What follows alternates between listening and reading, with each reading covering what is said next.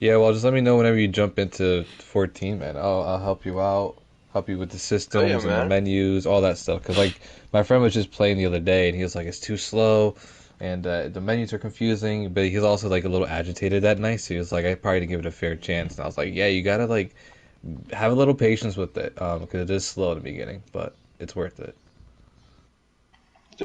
Dude, I'm here for it. I really want to give it that chance to like get that far in, because honestly, man, just seeing the community do that with the um, remembering Kentaro Miura, that was beautiful. That really made me like, damn, Yeah, I we'll want we'll to be a talk part of this we'll community. talk we'll talk about that.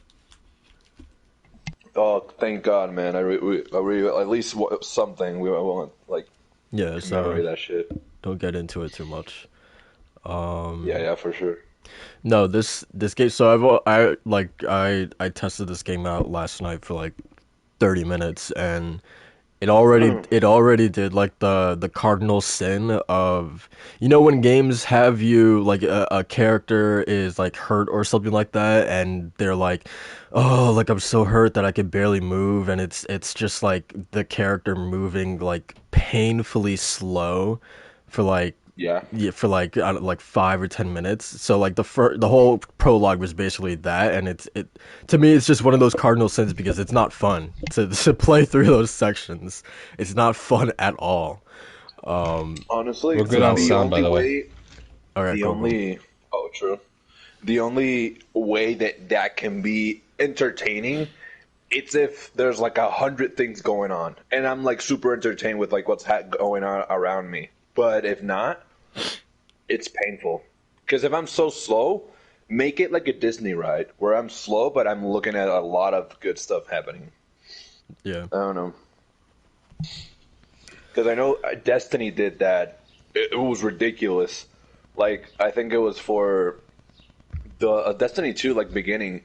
There was a moment where you have no powers and you have to like limp your way through the city with nothing, and it's like, oh my god, what's going on? It's so ugh, ugh. Yeah.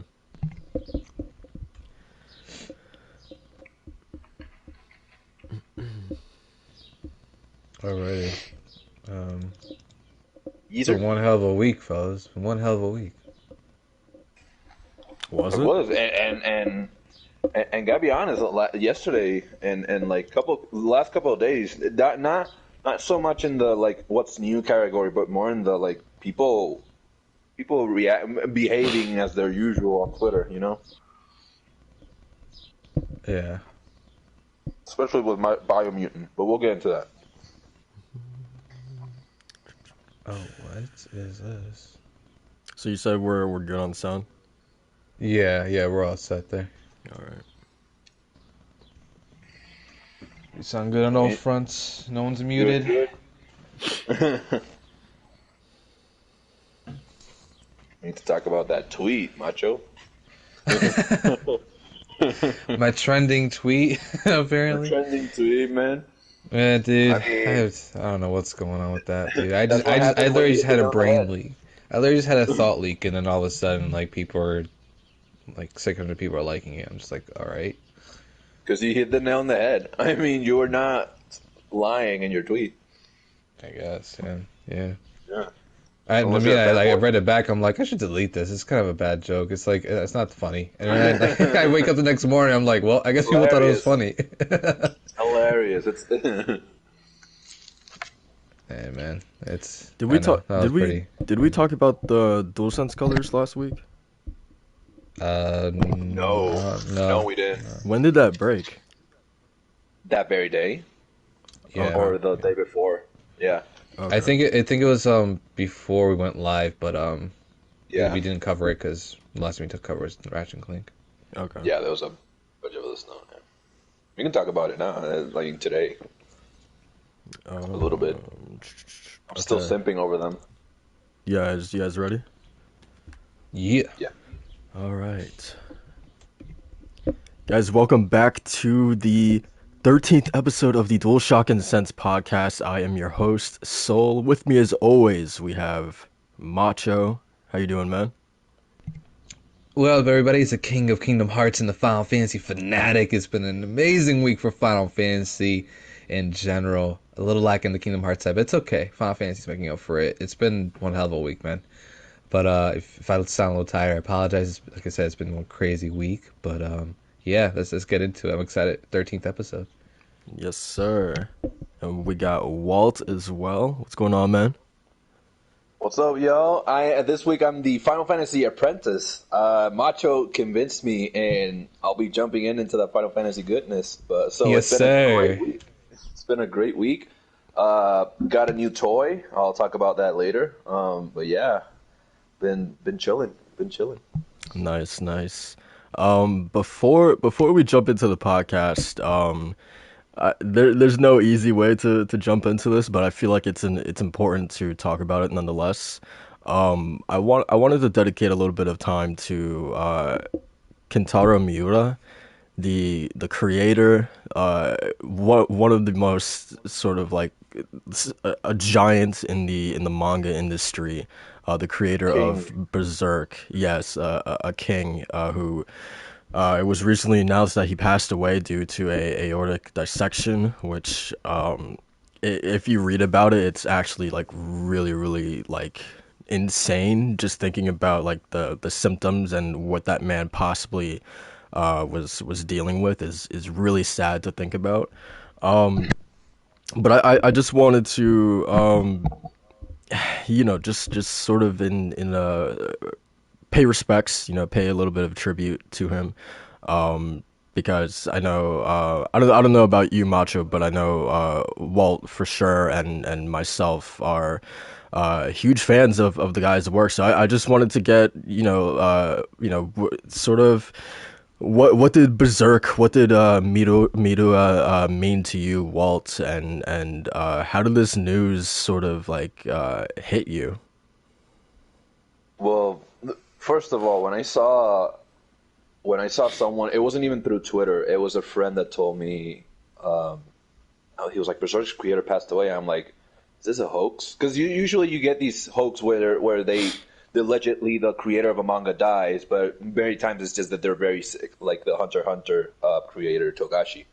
But I went into Twitter, man, my jaw dropped. I literally started tearing up, dude. I couldn't. I had to like look away and look again at my phone because it was surreal. I could not believe it. I all year, whenever anyone talked about Berserk, I was always like, "Yeah, he built a new studio and he has assistants. He's gonna come back stronger than ever this summer." Not knowing he was going through the ringer, because reality is manga artists, they go through a lot. They're Yeah. not treated the best by their publishers, by their editors many times, and they're demanded a lot in a short amount of time. And this Miura introduced me into manga. Honestly, the first manga that I ever like recognized, like acknowledged as, oh, this is manga. Where's Berserk? And it wasn't even like physically. I just saw it like online and started following all these pages that had panels of the manga and whatnot. And then I got into it, and ever since I didn't go back. It is, I think, absolutely my number one manga ever. Is my favorite ever. My favorite story in manga. My favorite world. As gruesome as it is and as violent as it is, it touches on such beautiful philosophical questions and existential situations, and so many characters that touch on so many different walks of life, and it really meant a lot. And if I told you that I'm feeling better, I'm not. I'm still mourning the guy, and honestly, a part of me is really sad because of we're not going to experience whatever else this beautiful mind had of Miura. And on another hand, I'm sad that this story won't reach its conclusion. At least I don't Yeah. think so, unless he trained his assistants or whatever. But I don't think that's the case. I think I don't think they should touch it, whatever's honestly. no. Honestly, me personally, leave it as it is. It Yeah. literally on the most peaceful note. Yes, I was just about to say that because they're all, at least where I left off, right? Because I think I'm probably like 3 or 4 chapters behind.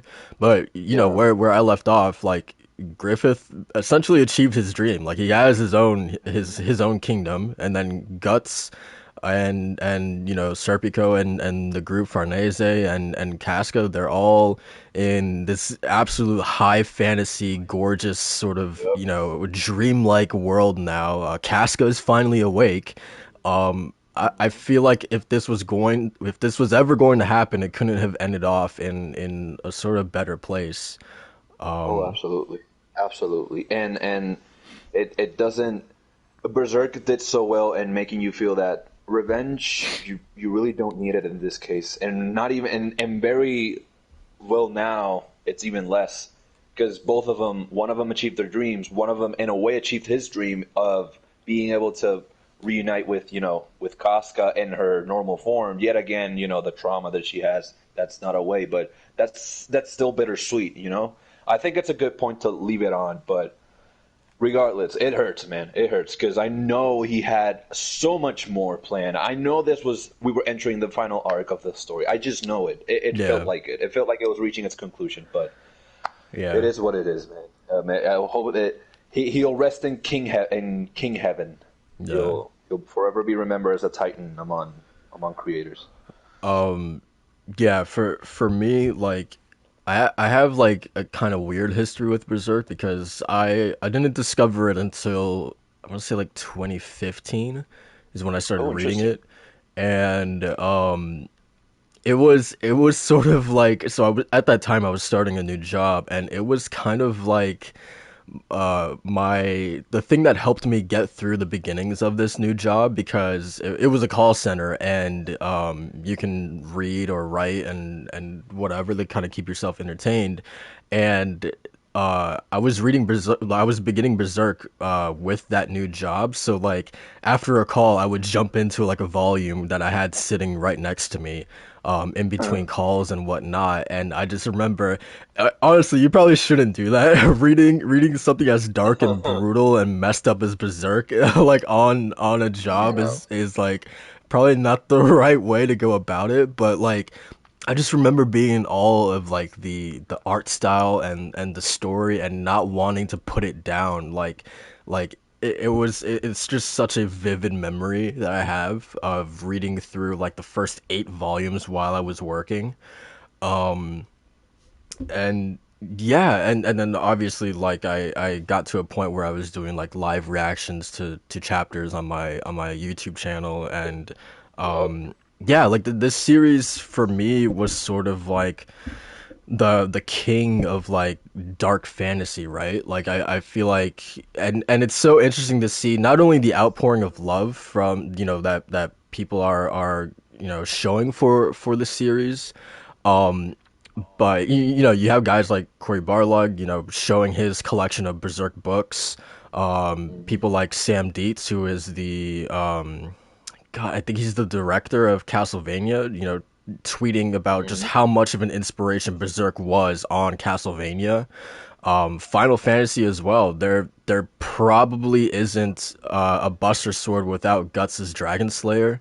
Dark Souls as well, right? There, Yep. There's no Miyazaki, Dark Souls. yeah, Miyazaki has taken a lot of inspiration from Berserk. So, like, Berserk is like the king of like dark fantasy, and it's so cool to see just how widespread its influence and its effect it's had on other people. And for me, like the series, like yeah, the series is known for its how dark, like how you said, Walt, like how Right. dark and brutal it is, but Oh like yeah. eventually for me it became about like healing from that trauma and learning to like like Guts especially learning to trust other people again, to sort of like preserve through just this absolute brutal world, and never letting that hope burn out, because like Guts finds a sort of new hope within these people that he starts to call friends, and it's so cool to see Berserk, sort of gradually change into a more hopeful story once Guts starts meeting all these people, as opposed to what it was, when he loses his first group of friends, right? And how depressing that was. Um, yeah, I don't know. They do a good This, job of they do a good job of making you feel Guts's point of view, and they really do a good job of you're watching the story unfold from Guts' point of view, and you definitely feel the his upbringing, the trauma, the extra drama, the hope, the lack of hope, the should I hope, and the healing essentially. Yeah, and it doesn't happen until he meets new people, until he finds that trust, until he opens up, and it's beautiful. It's beautiful. It's a beautiful story. It really resonates so much with finding purpose and finding your way of life, and which is what Guts was doing, and I'm glad that it ended up on him knowing who he was in a way, and trusting again.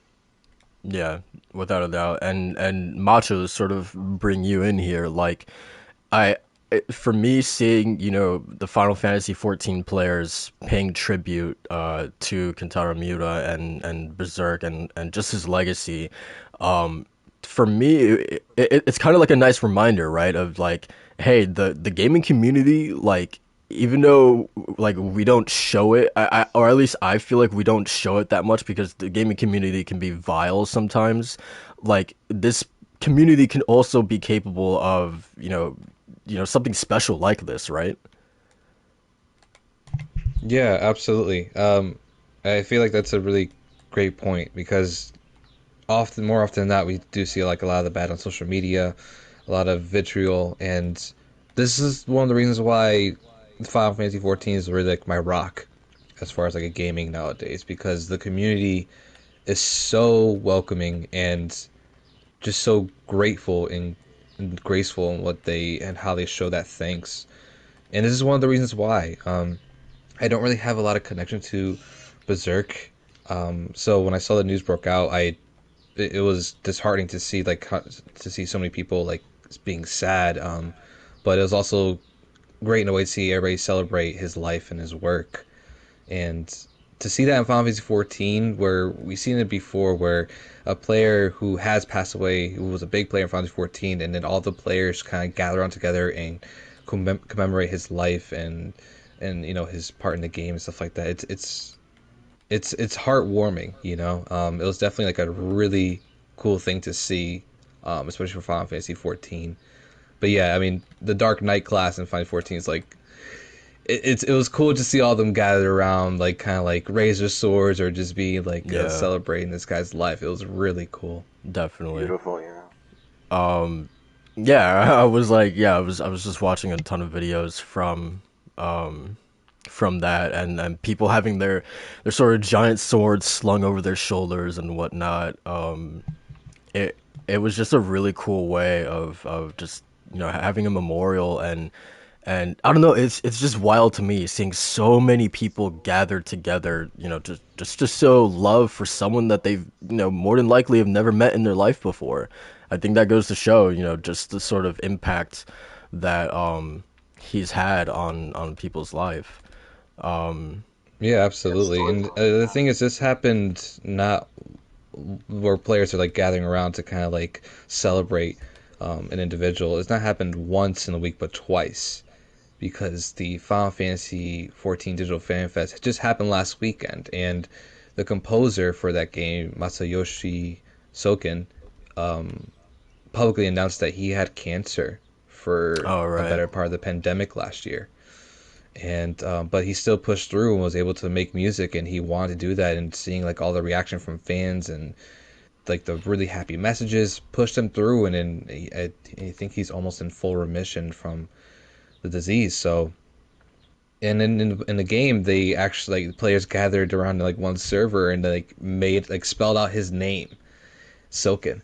And then they screenshot and sent that to him and like showing like all the love, and everybody was saying we love you, like, so like it was really cool to see that not once but twice in a week. Yeah. And it only solidified that like Final Fantasy 14 is like one of the best communities that give commemoration to like all these amazing and epic and legendary and just titanic creators that we love and adore so much. Definitely, man. Yeah, And for sure. I Um, really hope that you know, I hope that his legacy is left alone, and no one like tries to. No, it doesn't become any in any way, shape, or form like corporate, and people try to like reinvent the wheel with like his story or whatever. Like the man, what he did in one run, and he inspired millions, and both civilians, quote unquote, and creators and storytellers, and not just video games and manga.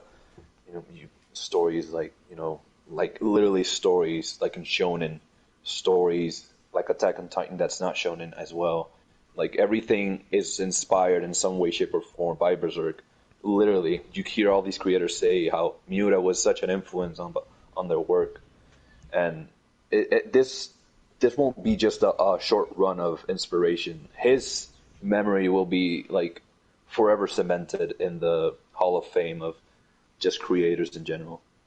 and for 30 years too, right? Like he's Yeah, been man. doing so like solely Berserk for 30 years. Like Yeah. I can't fathom that to be working on something at such a high quality consistently for 30 Yep. years is Yep. is yeah, I can't even I can't even fathom that. It's insane. Really quickly before we move on, do you have a favorite moment? Whew. Oh my God. 30 years, 40 somewhat volumes. It's packed. But if I have to pick a memorable scene that truly showcases just how much you feel Guts is like insignificance at a point. It's a very early scene, but I really love when he's down the stairway and he's looking up at Griffith on top of the stairway, talking with Charlotte, I believe, the princess, and everything's pitch black except them two, and it really highlights that how he's striving to be like Griffith, but yet again he doesn't know who he is. I absolutely love that panel. That and the contrast between that like peaceful moment and his pure rage during the eclipse and that one panel that he literally looks like a monster. Yeah. He's like screaming, he lost his eye, he just lost his arm, and he's like super just furious. Those two moments really stand out, and how Guts can like has very different sides to him and how they both work. There's a million more scenes, but those two stand out the most right now, you know. Yeah, without a doubt. For you? Oh, really quick, I see Level 1 Gaming in the chat. What's up, guys? Hey. Glad to see you guys stopping by. We appreciate it. For me, God, there's so many, man. For Yeah. me, so like my absolute favorite sort of panel in the entire series is Guts's first sort of encounter with Zod. It's Ooh. so like the moment that fight is over, there's this absolutely incredible shot with Zod sort of like standing over Guts, and he says Hmm. something along the lines of death shall come for you, and it's a death that you shall not escape.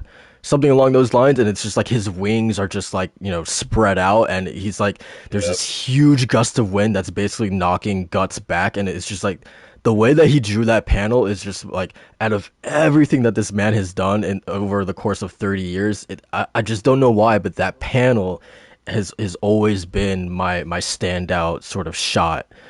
It's absolutely gorgeous. And obviously, I have a soft spot in my heart for the first time Guts and Casca had sex and hooked up. Oh, dude, beautiful scene. Yeah, Beautiful scene. I that love their conversation there. yeah, that one will always stand out for me. But yeah, I think that's going to do it for Berserk. Obviously, it's I felt like it was important to address specifically because of how much I know it's meant to us as a series. And rest in peace, Kentaro Miura. Long live Berserk, long live Miura, man. So yeah, I there's no easy way to transition from that topic into gaming, but Yeah. we're gonna try, man. So yeah, so let's jump into the podcast proper. And so I want to, can I assume that we are all playing Mass Effect Legendary Edition right now? Not me. No? I'm fortunate. No, because I want to play it on my good TV. My good TV is on its way to my new home. Right now, I have my old TV. I don't want to do it dirty. I want to see it in its full 4K Understandable. glory. Understandable. Yeah. Yeah, that's why that's one of the reasons why I didn't pick it up on PC because I didn't want to. Sometimes playing on PC sometimes feels like it's like you're going to work a little bit.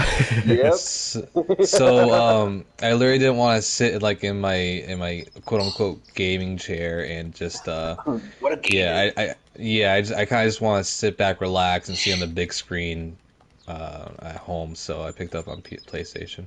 Yeah, Nice. and considering it is a Legendary Edition, it is remastered in its 4K UHD glory. I do want to see it on my 4K TV. Right now, the one I have, it's like 1080, and it's a Sony old where the blacks look very grayish, and the 4K one I have, which is the Samsung OLED, that one's like, oh, it's gorgeous. So I don't want to do it dirty. What I did do, though, is just for clarification, because there's a meme here that I don't have a PS5. Well, I wanted a little bit of a taste.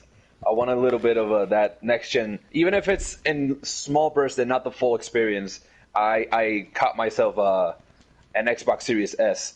Now, mind you, this is purely for Oh, Yeah, this interesting. Yeah, this man sent me a DM of. He was like, "Yo, look." I was like, "Traitor." this is. Let me tell you, man. If this is, listen, I only had an Xbox One S. That was the one I had, and even compared with the PS4 Pro, holy crap, this thing's fast. And if PS5 is like this fast, oh my god, or faster, dude, I kid you not. The way it loads, the quick resume, everything, it's glorious. So I'm even more pumped to get that PS5. It doesn't matter through where. I'll get it for 25,000 now.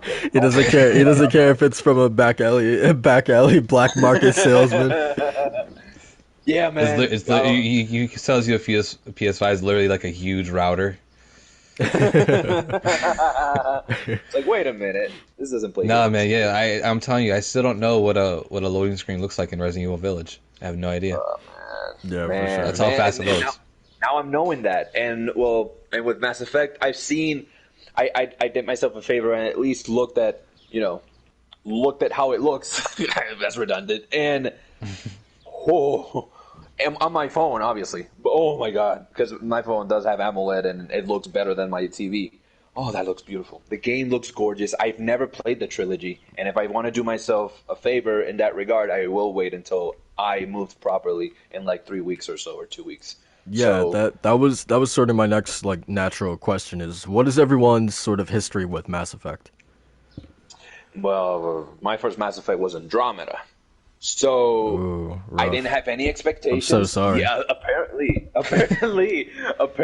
like it's the worst one. So I had no expectations, and this was back when like I was buying games I have never played, and like this one looked cool. The sci-fi. I love. First of all, let me preface sci-fi. Easily top three like genres. I adore sci-fi. I prefer it over fantasy at times, depending on who's telling it and how it's been being told. Wait, can I?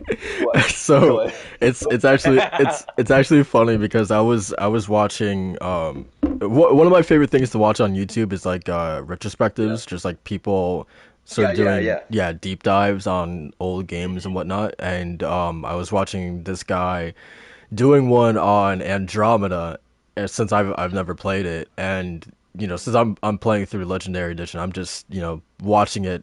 I have no intention of playing Andromeda ever, For sure, for sure. so I was just watching it. Um, so God, there's something wrong with that game, man. There's a lot wrong with that game. But Listen, first of man. all, but first of all, but first of all, there was this hilarious. I have to try to find it and send it to you guys, because this shit would never fly with a Naughty Dog game. Um, Oh but God. the main character Ryder, they're like in this like standstill sort of like Mexican standoff sort of moment, and this character comes in down from the stairs, and he's like, "Hey Ryder, sorry I'm late," and she's like, "Oh well, you took long enough or whatever."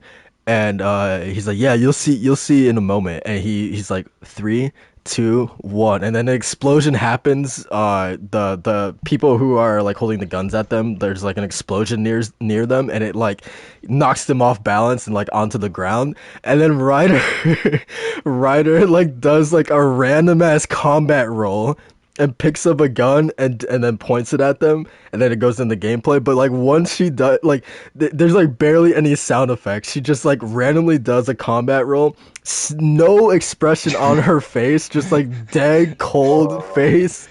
And that game looks weird as hell already, so it's just like googly eyes, Yeah, just like staring ahead. yeah, I have to send it to yeah. you guys. It's the most hilarious thing I've ever Please seen, do. because it's like the most Yeah, please unnecessary combat role. and it's like and it's like EA thinks that it's like the coolest moment ever, and it's just not at all, dude.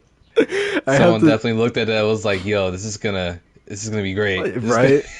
It's just like it's just so God. sad, dude. So yeah, I have to send that to you guys, but please Um, please continue. I had to bring that up. the the I had no expectations, and still I noticed. I wasn't mad because that was my first Mass Effect. So if I had played the previous one, maybe I would have been like, oh wow, this is what happened. Um, I just felt like it was an unfinished game. I just felt like a lot of the facial animations. Honestly, Horizon Zero Dawn did better, and Horizon doesn't have like that expressive of animations in their faces, and still they did better than Andromeda. Um, and the dialogue, the the decisions in scenes like that one you just mentioned. There's a point where Ryder, you have to decide whether or not you kill this alien leader or whatever, and it's like a timer, and you have to choose. And he's like, he says something to the alien, then Ryder's like, not likely. If you choose to kill him, he shoots them, and his body just limps, Yeah. and that's it. It's like, oh wow, yeah, that's climactic. Like there was a whole battle before that, and he's just not likely. And he's just like ragdoll to the floor. I'm like, whoa, okay, what is this? The whole. I didn't finish the game. I love the setting. I love that it's space, but that's it. My favorite part of the game is space, but it's not anything else. I don't know. But Yeah, yeah, that's my it's experience with it. I don't have a broad history with the trilogy. I will in a few weeks, but yeah, that's so far what I've played of it. What about you, Macho? So my history is I guess it's pretty like standard for like when it released, but I'm not really big into sci-fi. The most things I like as far as sci-fi fantasy esque was, at least at the time, was like Star Wars. But even then I was kinda like loosely into it. I wasn't really like hardcore. But so I remember my friends were talking about Mass Effect 3 back in 2012, and we're all like around the lunchroom, and everybody's like kind of hyping up Mass Effect 3. It's like the end of the trilogy, blah blah blah. I'm like, I never played this game, so I'll check it out. So I actually ended up picking up Mass Effect 2, and I binged that in the weekend. It was incredible Wow. when I played it. Yeah, it was like it blew my mind because like for me, like not being super into sci-fi or space stories or really anything like that, right? I grew up Mhm. mostly with fantasy, like Lord of the Rings and Final Fantasy stuff like that. So like sci-fi was not my alley, but for a game like Mass Effect, right? Where it's like entirely in space and it's all about these different colonies and these different races in space and all this stuff. It clicked for me, and I ended up binging it the entire weekend and absolutely loving the experience and loving the missions and the character loyalty missions and kind of just getting enveloped in everything. So Mass Effect 2 was just like such a standout for me. And then I played 3 and it was the same thing. I didn't, again, that back then I wasn't really like in tune with like my gamer criticism self. So when I played the ending for 3, I wasn't like blown away, but like I was still satisfied. And then they added like the update and everything. Yeah. But yeah, I loved Mass Effect 3, and but I went try to go back and play Mass Effect 1, I just couldn't. I was just it was such a turn off. I'm glad that that'll be my entry, the Legendary Edition Mass Effect 1, because I have no history with it, so I'll be able to just play it and then upgrade to 2 and then upgrade to 3 and then just experience the very normal organic evolution of it, you know. Yeah, no, exactly. Yeah, I think that's the right move, because if like playing 2 and then going back to 1, and this wasn't the updated one, you know, it was the one on PS3, so I just had a digital download and I ended up booting them. I'm like, yo, this feels horrible. Like it feels bad to play. Yeah, like it just felt really clunky and like it was just not a good experience, so I just stopped playing. I wasn't gonna force myself to do it. So I'm excited to actually jump into the Legendary Edition with like its updated controls and everything. I've been trying like to sit down and really like play it, but the past couple days has been too crazy that I don't want to play for like an hour and then stop and then keep doing that. So I actually want to sit down, play for a couple of hours and get invested. Yeah, for sure. And like sort of touching on Mass Effect 1, I feel like it's important to like don't skip Mass Effect 1. Like I know people want to jump straight to Mass Effect 2 because it's sort of the more like quote unquote like modern one, but do not skip the first one for sure. Never. I agree. So for me, my history is like strictly Mass Effect 2. I've only played Mass Effect 2. But that was I only played it through once, and that was like what 10, 11 years ago. So Wow. yeah. So that's pretty much my only experience with this series. So Mass Effect 1 and 3, and like even to a degree like 2 have been like blind experiences for me. So yeah, and it's weird because like I guess we can jump into sort of our Macho. You have been even though you haven't gotten much time, you have been playing it, right? Really, I still like on the first mission of Mass Effect 1. I literally just made my character and then I Okay. jumped into a mission, and that's just about it. Okay, good. Then I'm rubbing my hands together because now I'm gonna get my thoughts out here, man. Yeah, you can go in, man. You can go in Go on it for because yeah, I haven't really gotten too much. Okay. I absolutely adore Mass Effect. I have 48 hours in total in the Legendary Edition so far. Holy hell. It when I'm telling you I'm telling you this right now, I have been playing both of these games, Mass Effect 1 and 2, because I'm not done with 2 yet, until sometimes, most of the time, until 7 a.m. Like just straight. That is how much I cannot put this game down. This hasn't happened to me since, I mean, I had some of this with Last of Us Part 2 where like I was so into the story that like I would be playing until the sun came up because like I needed to know what would happen. But aside from that, I cannot remember the last time I've had a game sort of like suck me in, pause, like this much. This Sorry, I wasn't expecting you to say that. I'm glad I got the context now because it is extra hilarious. I probably should have picked my words better. But like sort of just engrossed me this much to the There point. you go. Yeah, There's yeah. the writer, Jay. Yeah, into a point where like yeah, like I'm playing it literally until the sun comes up. So yeah, Mass Effect 1 took me about like I want to say 22, 24 hours to beat, I want to say. Mass Effect 2 has been what was that? That's it. That's like it's like a lot. I mean, I thought honestly for a game that started it all, I did expect it to be short, but that's pretty average. That's pretty good. It's pretty good. Yeah, from what I've been able to tell, like the average playthrough is about 20 hours for that game. Um, Okay. yeah, yeah. So, and then I was doing a little bit of the side content as well. But Mass Effect 2 has taken me. I want to say I'm a little over halfway done, and it's taken me 24 hours so far. So this one's definitely going to be longer. But yeah, I don't know if you guys have like any questions in terms of like what this remaster does or anything like that, or how I'm or just questions in general. Because I don't really know what else to say aside from I can't stop playing these games. They're I don't know, man. Any questions I had, your guys have been doing the work. I actually referred to one of them when I started Mass Effect 1. I was like, all right, so what do these classes actually mean, and which one do I want to get into that I didn't do before? right, Because I looked at my old save file on PS3, and I did Soldier.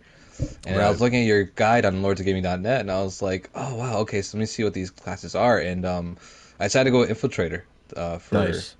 for this one. It seems like a really fun class. Nice. I went with the Vanguard, which was sort of like you had biotic abilities, but then also you can use shotguns and you're proficient in shotguns and pistols. So that's the class that I went with, and it's been in Mass Effect 1. It's kind of a little wonky because like the biotic abilities are kind of like like you're slapping people around with like wet paper. Like it's just not that useful. But in Mass Yeah, Effect that's 2, actually why I didn't choose anything with biotics. 'Cause when I was reading your guide, you're like, it's the controls are a little like not as refined as you hope. I yeah, was like, oh, because okay, I'll just stick away from those. Yeah, because I don't know. I might have missed it, but maybe you could have mapped those abilities to buttons. But like, for at least for my playthrough, like I would always have to go into like I would have to bring up the wheel and then do it. But you had to like you like kind of in slow time sort of choose the target you wanted to attack. And I don't know, it just felt like you were always like jumping through hoops in order to do it. But in Mass Effect 2, it's a lot better because you could just do it at a press of a button. Like you just map everything to a button. And then of Yeah, course like you have shortcut menu. yeah, yeah. So that's been a lot better. So yeah, that's been So how because in terms of the game itself, with the story itself, I always hear how two is peak Mass Effect, three is controversial, and one I never hear about because that was the oldest one, but now it's resurging and just people talk about more about how the mechanics are a bit more, you feel that they're a bit old and wonky and whatnot.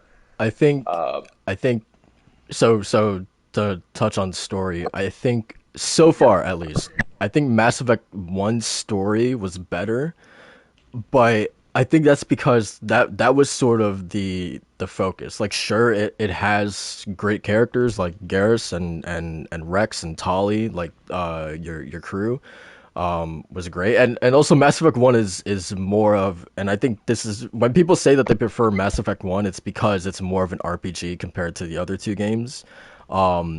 And yeah, I do kind of lament like there's like a legit character sheet in Mass Effect 1, as in like you're putting points into things that you want your character to be good at and whatnot. And that is like drastically reduced in Mass Effect 2 to a point that I was kind of like whoa, like really really surprised about. And yeah, it's the sort of RPG sort of like choices and whatnot is kind of like lessened in Mass Effect 2, which is kind of disappointing. But story wise, I think Mass Effect 1 had this thing about it where it was constantly that carrot on a stick where you were kind of like constantly learning something new, but then like a new problem would arise. So you were constantly being led down this path that was just like you had to find out what was going to happen next. Mass Effect 2 isn't necessarily not necessarily like that, But what it does instead is it has a much larger focus on characters, and that's sort of the overall like driving factor of Mass Effect 2 is getting to know these people, forging these relationships.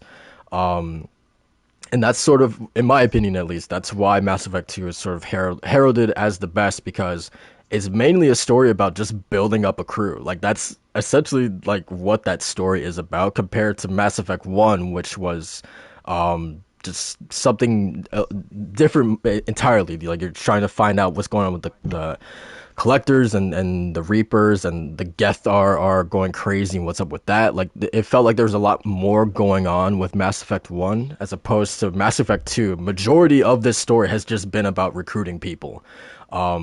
So that to me, I think that's why it speaks to me. right. Sorry to interrupt, but Go I ahead, think go ahead. that's why it speaks to me, just for the fact that like I am the storyteller, or the person that likes to consume stories based around the characters, because the characters for me fill out the world, and that's like my access into that world, rather than just kind of getting like a sort of third person point of view on the story itself, if that makes sense. Instead I'm getting a first person view through the characters that are weaving the story for me, if that makes any sense. Yeah, definitely. And sort of this thing that I've kind of tried to learn about storytelling in general is that like what makes great stories are more often than not the characters. Like you always remember the characters and not necessarily the plot. So I think that's I another agree, yeah. reason why Mass Effect 2 probably stands out a lot more to people, because they remember, Thane and Samara and Tali and Grunt and whoever, right? As opposed Garrus, yeah. to even though some of those characters are in Mass Effect 1, they just like I don't know. Yeah, even though they With are the personal in storytelling, it just elevates for them. right for sure. Yeah, because you're definitely getting deeper into those characters in the second game than you did in the first game. Also, the first game has the Mako, which is interesting. Infamous. Yeah, the Yeah. infamous Mako.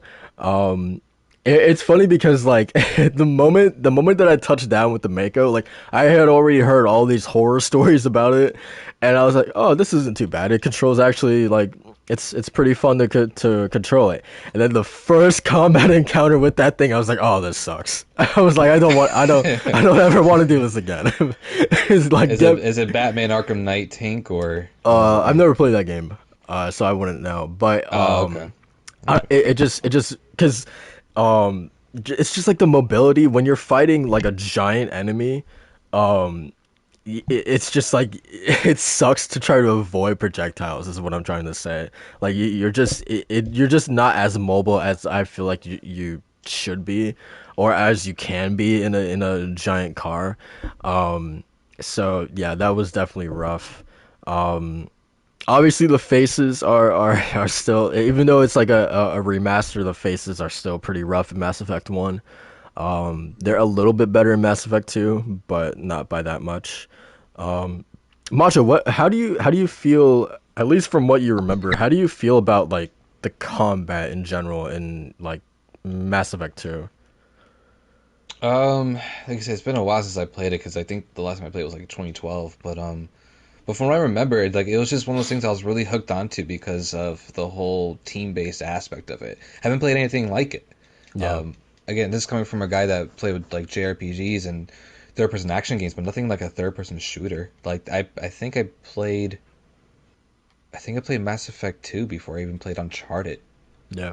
So like for me, this like blew my mind as far as like the kind of interaction, like how much fun it was, and having to deal like damage on shields and stuff like that, and biotics and all that. Right. I Yeah. remember it being fun though.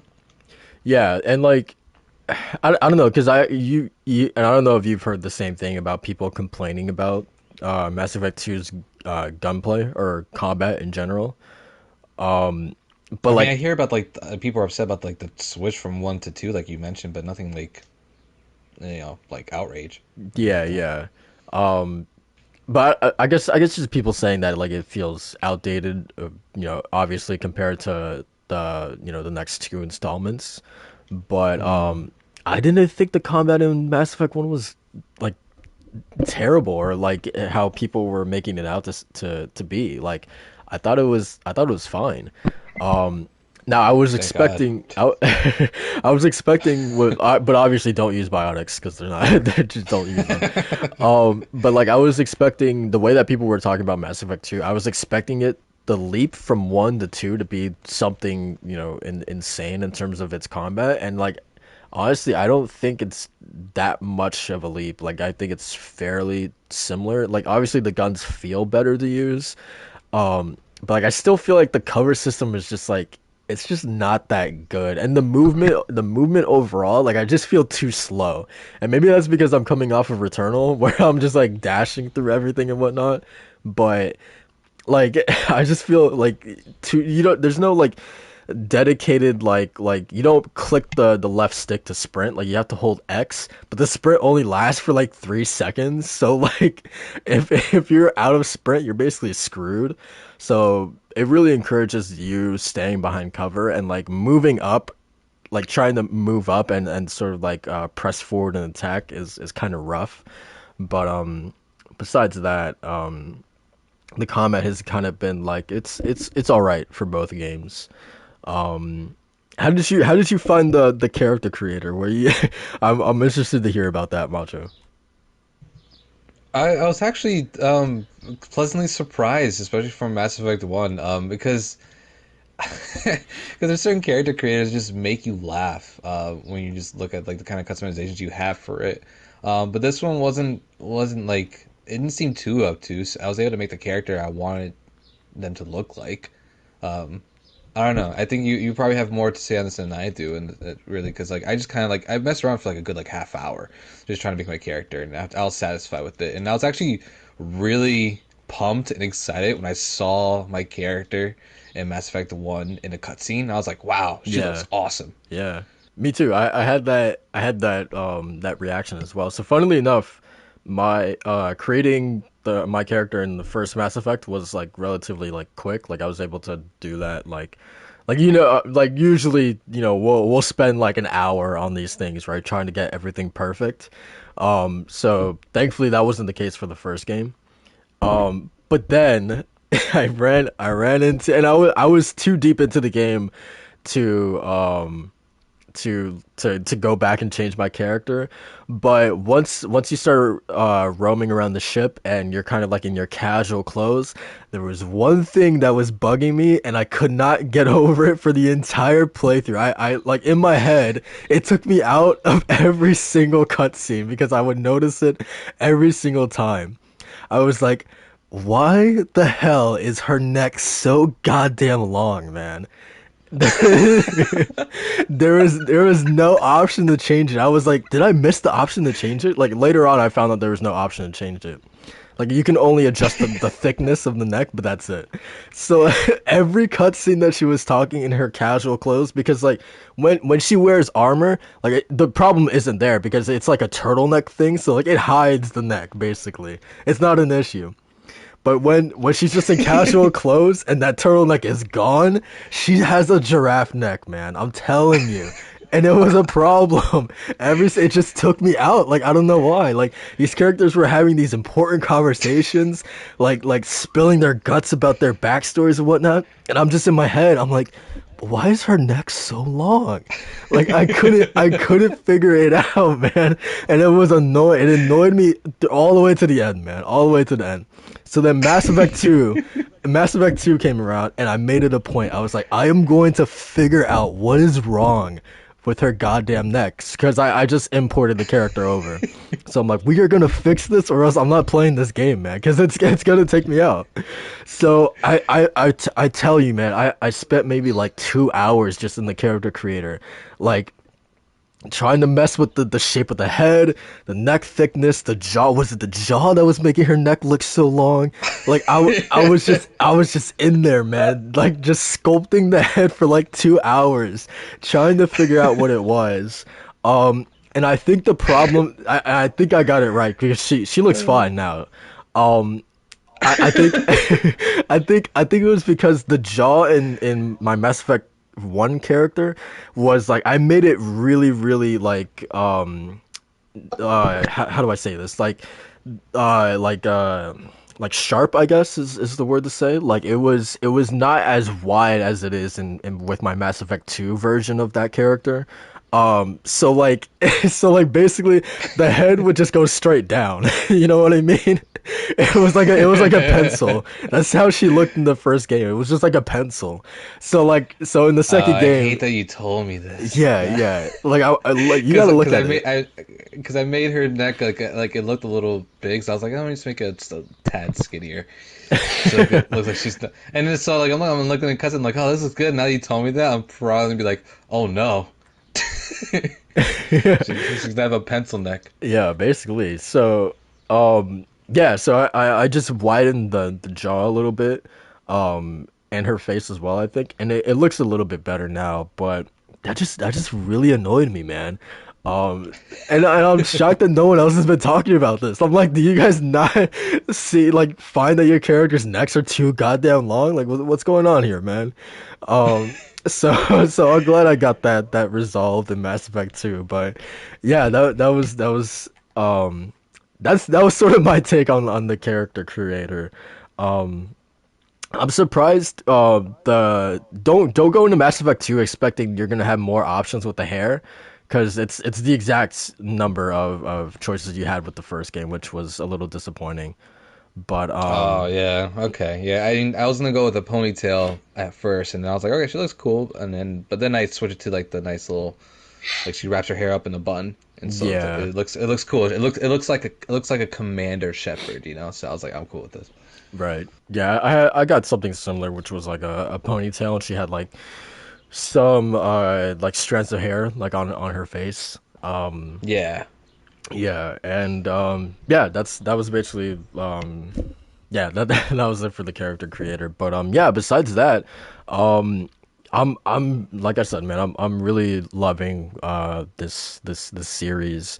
And I'm excited to I don't want it to end, man. Like I'm more than halfway through 2 and I have 3 left, and I'm gonna be really, really sad when I finish Mass Effect 3. That even to like I'm even considering, like, as soon as I finish 3, I'm thinking about going right back to 1 and doing it all over again. That's how much I really love it.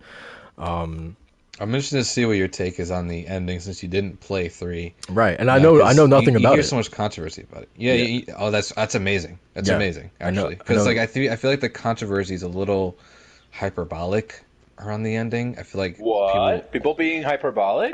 Nah. Yeah, I know, right? It's yeah, Gaming I know, community but never does that. I feel like there was definitely an overreaction to it. Um, I mean, Wow. the having the 3 separate endings is cool, um, but yeah, I think there's definitely overreaction to it in my opinion. But again, What? it's been like since 2012 since I played that game, so who knows? I Right. could just be forgetting, what happened. No, maybe you're a normal human being that has your mind pretty clear. Yeah. That could be it too. Just, Yeah, yeah, man. yeah. It was 2012, right? Where like internet wasn't really popping off that much, so the fact that there Yeah, was like the a world was reaction to ending. that was crazy. Yeah. Remember the world was gonna end? Yeah, yeah, Yeah, I remember yeah. that. And remember Assassin's Creed wanted to tie that into their story. Yeah, Yep, yeah, I remember yep. that. Those were good Right. times, man. Garbage. Um, um, Oh but man. yeah, and it's interesting. So like for Mass Effect 2, so like I played it whatever it was 10 or 11 years ago, but it's so interesting how like for some of these loyalty missions, like it's coming back to me a little bit where I'm like Jacob specifically, like I'm like, oh, I vaguely remember, yeah, that his loyalty mission was like on this like beach island, and it had to do with like his dad or something like that. And for other moments in the game so far, like I'm having that sort of like deja vu where like, yeah, I actually remember playing through this 10 years ago. Which is crazy because like I not only did I play it all those years ago, but like I haven't watched any videos on Mass Effect 2 in 10 years. Like I haven't, my mind is like 100% just like put that game like away. Like I haven't actively gone out to talk about Mass Effect 2 or watch videos or have discussions or anything like that. So like basically like I don't know. It's just crazy like it could just all come back to me, even though I've not talked or played or seen anything from this game in over a decade. It's really crazy, to me. Um, Yeah, that's why I'm really excited because I barely remember like a lot of it. Like I remember bits and pieces and just like that weekend of like going through the final mission, Mass Effect 2 and all that stuff. But other than that, yeah, I really don't remember much. So I'm excited. That's why I'm really excited to just jump in. I want to give it the time. yeah, without a doubt. Um, romances. You want to touch on that a little bit? I want to see who you romancing, bro. So okay. I saw you put out that Liara article. I was like, okay. um, Man can't go to Pandora in Avatar apparently. He'll be a horn dog over there. oh man, oh man. Um, so no, this was another like realization that I had was that so I picked a Uh-oh. girl. I picked a girl. Probably like I do this with like games that give me the option. I'll like 100% always go with the girl because I'm just bored of like playing men more often than not. But Same. yeah, so but then also I was like, ooh, I'm gonna romance Ashley. I'm gonna romance Liara, Tali. And then come to find out, like I looked up online because I wasn't getting no prompts for any of these women, so I was so I looked up online. I was like, what's going on here, man? What's the deal? And they're like, oh, if you're a girl, you can't romance girls. And I did the Pikachu surprise face again, man. I was like, I was Yeah. like, what are you talking about, man? Yeah, Uh, but this was back then where they didn't really like have like those same sex relationships that you expect now. Yeah, for sure. But Liara is the only girl that you can actually do it. So I was like, but also I liked her character, so it wasn't like I was just going to her for by default. But also again, I wasn't gonna hook up with Caden. Let's be honest. So so yeah, Liara. I went with her, and it's really cool seeing her again in Mass Effect 2, man. And I'm interested to see her again, hopefully in Mass Effect 3. But yeah, that's been a really nice little wrinkle into this game. What about you? What's your plan going into Mass Effect? Well, I have no idea at this point because on Twitter I'm seeing two different perspectives, and it's adding to the hilarity and my confusion. One is Alana Pierce tweeting out that if you choose Caden, you obviously pour your milk before your cereal. Yeah, Um, she's and not then the wrong, other man. is if you choose Ashley, or not if you choose that, but like Ashley is definitely one of those characters or one of those people that would have stormed the Capitol in Yeah. January, and I was laughing my ass off, dude. I was like, because I don't really understand the context of it, but that tells me enough of what I need to know about these Yeah. characters. So No, I I was I have was no the idea same what I'm gonna way. I do. was the same way. I didn't understand why people or like hated her, because even before playing the game, like I got to know her a little bit, and just online seeing people kind of like shitting all over her. I was like, what? Why? And then Oh, later is she on, racist? you find out why. Um, Yeah, I learned that she's like an overt racist yeah, through pretty these much. aliens. I'm Is just, she? Well, is she racist or xenophobic? What is she? Xenophobic. I, It's yeah. Oh, golly. yeah. She's one of those people like. I don't understand why we have to have aliens on our ship. You know what I mean? It's that Oh, attitude. is there? But is there character progress? Can you like change her mind?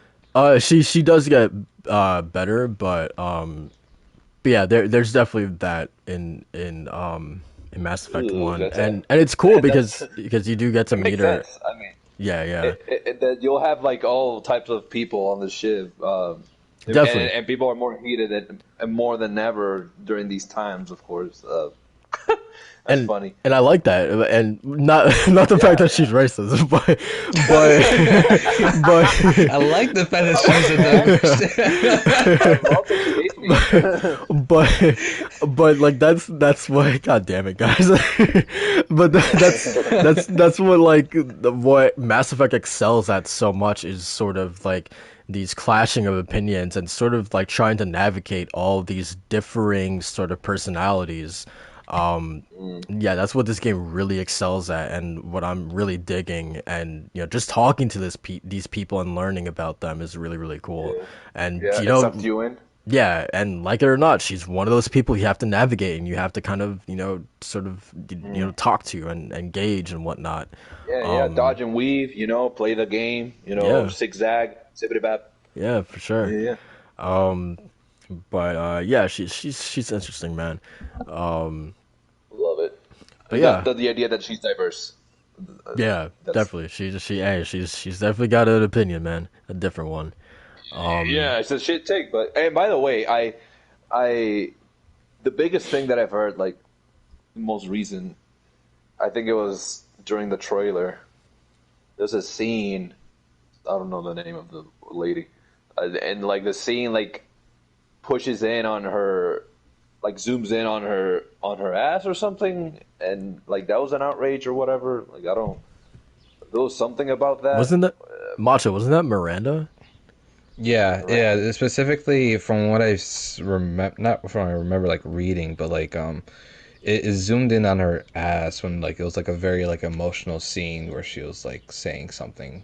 I think pertaining to like Is Miranda someone close to her or something. Is Miranda the one that she's like perfect, like she was created perfect or whatever? Yeah. I think so. Okay. I've only listen, guys. The internet has fun with Mass Effect, and Oh, if there's a man. community that's like You've been really reading those ripped fanfics? apart. No, I haven't been reading anything. I've been people are crazy on Twitter, and they be sharing some. Let me say, remember when we talked about Rivet? Oh man. that community goes crazy with Mass Effect. Oh, you mean Oh. the Rule 34 community? Dude, That's they the one? go, bro. When there was a day I went on Twitter, it was like bam, bam. I'm like, whoa, what's going on? Wait, who is it? Miranda? Wait, the blue girl, what was her name? She people love her. People man. love her. It's crazy out there. Yeah, man. They really they love their characters, man. That's for sure. Yeah, Yeah, man. I mean that just goes to show that they're unique characters, I guess. I don't Hey, man, that's why people one love way to Mass put it. Effect so much, man. It's for the Yeah, plot, Mass Effect. the plot. That's Yeah. what it is. It went from Mass Effect to Mass Erect. Am I Oh right? man. Oh, Man. Whoa. All right. Let's move on, man. Let's move on before Walt gets any more ideas, man. Macho, talk to me about Deathloop. These previews came out for it, right? Yeah. Oh my God. How do you even explain what this game is? I feel like previewers had a little bit of a struggle even explaining what Deathloop is, because a lot of people were kind of expecting it to be like, from what it seems like, it's like this from the outside point of view before you even play it. It's like this roguelike kind of game where you're essentially going into these levels and you have to take out an assassin, or not assassin. I'm sorry. A target, and apparently you have like a certain amount of like time to do it, and it's all based on daytime and nighttime and all this stuff. I don't know, it's pretty confusing, but the one like subline that I saw from IGN that is basically like Hitman with like, not with magic, but like with supernatural abilities. So it seems pretty interesting. Again, it's Arcane Studios that's working on this, who are also worked on Dishonored and the like. So you're gonna get some familiarity with the gameplay of it and like the supernatural abilities. But from what it looks like, it's like really blending in like characters that you can relate to and really follow the story threads, and as well as engage in like this gameplay that's like stealthy but also like in your face, as well as with a like sort of daytime nighttime timer where you have to kill your targets in a certain amount of, or at least in like this map or area. I think there's like 6 or 8 of them, and it looks like it has going to have a lot of replayability to it too, which would be nice for people because I think Dishonored was praised for its replayability as well. Yeah, for sure. I mean, yeah, replayability was sort of like, at least for me, it was always about like, okay, once I finish a level, uh, one certain pathway. Okay, let me see if I can get to reach my target in another way. That's sort of like the same thing with Hitman. Like to that point of the Hitman comparisons. It was the very same thing with Hitman, where like you have sort of a plethora of ways to reaching a target, and all these different tools to sort of prepare you in order to do so, and you really have sort of the freedom to sort of switch that up with multiple playthroughs. So it's nice to see that both that sort of Hitman and Dishonored replayability is here in Deathloop. Yeah, from what it seems like, it's very like leaning towards that Hitman trait where you have your own map and you study it, right? Like you eventually learn, and through trial and error or just studying everything that's going on, you perfect it. And I feel it seems like Deathloop is in that same realm here, but with the first person perspective and all these different kind of abilities that you wouldn't have in a Hitman game, Yeah, for sure. like teleportation, stuff like that. Right, and yeah, because Hitman does offer that sort of more grounded sort of gameplay style, and Dishonored and Deathloop as well, seemingly adding that supernatural flair is definitely going to be really really fun. Wall, have you seen any of the previews and the new gameplay that's been shown? I've seen a little bit of it. I'm not, since it's a ways off, and is it going to be exclusive next gen? I don't think so, right? Good question. Let me search it up real quick, and then I'll let you know in a To second. know. Because I feel Gotcha. like So, I feel like it's cross gen. is it? Yeah, I think so. The From the beginning, the game itself, the idea, I was in. I was in. I just needed gameplay because the gameplay has changed. I mean, the approach to gameplay and the way they're showcasing it has changed a bunch of times. Their Yeah, it's latest next gen. It's next gen only. Oh, next really? gen. Okay, Huh. Yeah, gotcha. PS5, Interesting. PS5, and Windows. Interesting. Interesting. The biggest thing is the amount of ways because okay, Dishonored, they've always been games where you can approach any situation like you want, but you only had a certain like set of ways that you could do it. This one seems like there's more flexibility in that, and the idea of you're being hunted, right? Or you're being trying to be killed, depending on who you're playing, or you're hunting someone. Uh, the whole idea of a co-op, but at the same time it's a versus, but at the same time there's PvE in there. I like that mix. I like how they're going with it. I mean, I don't know if they'll change anything else from here until it comes out. Uh, I love the aesthetic. The aesthetic is very. It gives me the sense of like it all being like a simulation. It feels like that. It doesn't feel like an actual like world. It feels like this is manufactured in a way. I don't know. It gives me that feel. Um, it looks incredible. I mean, it looks like a Dishonored, just with more colors. It looks very neon.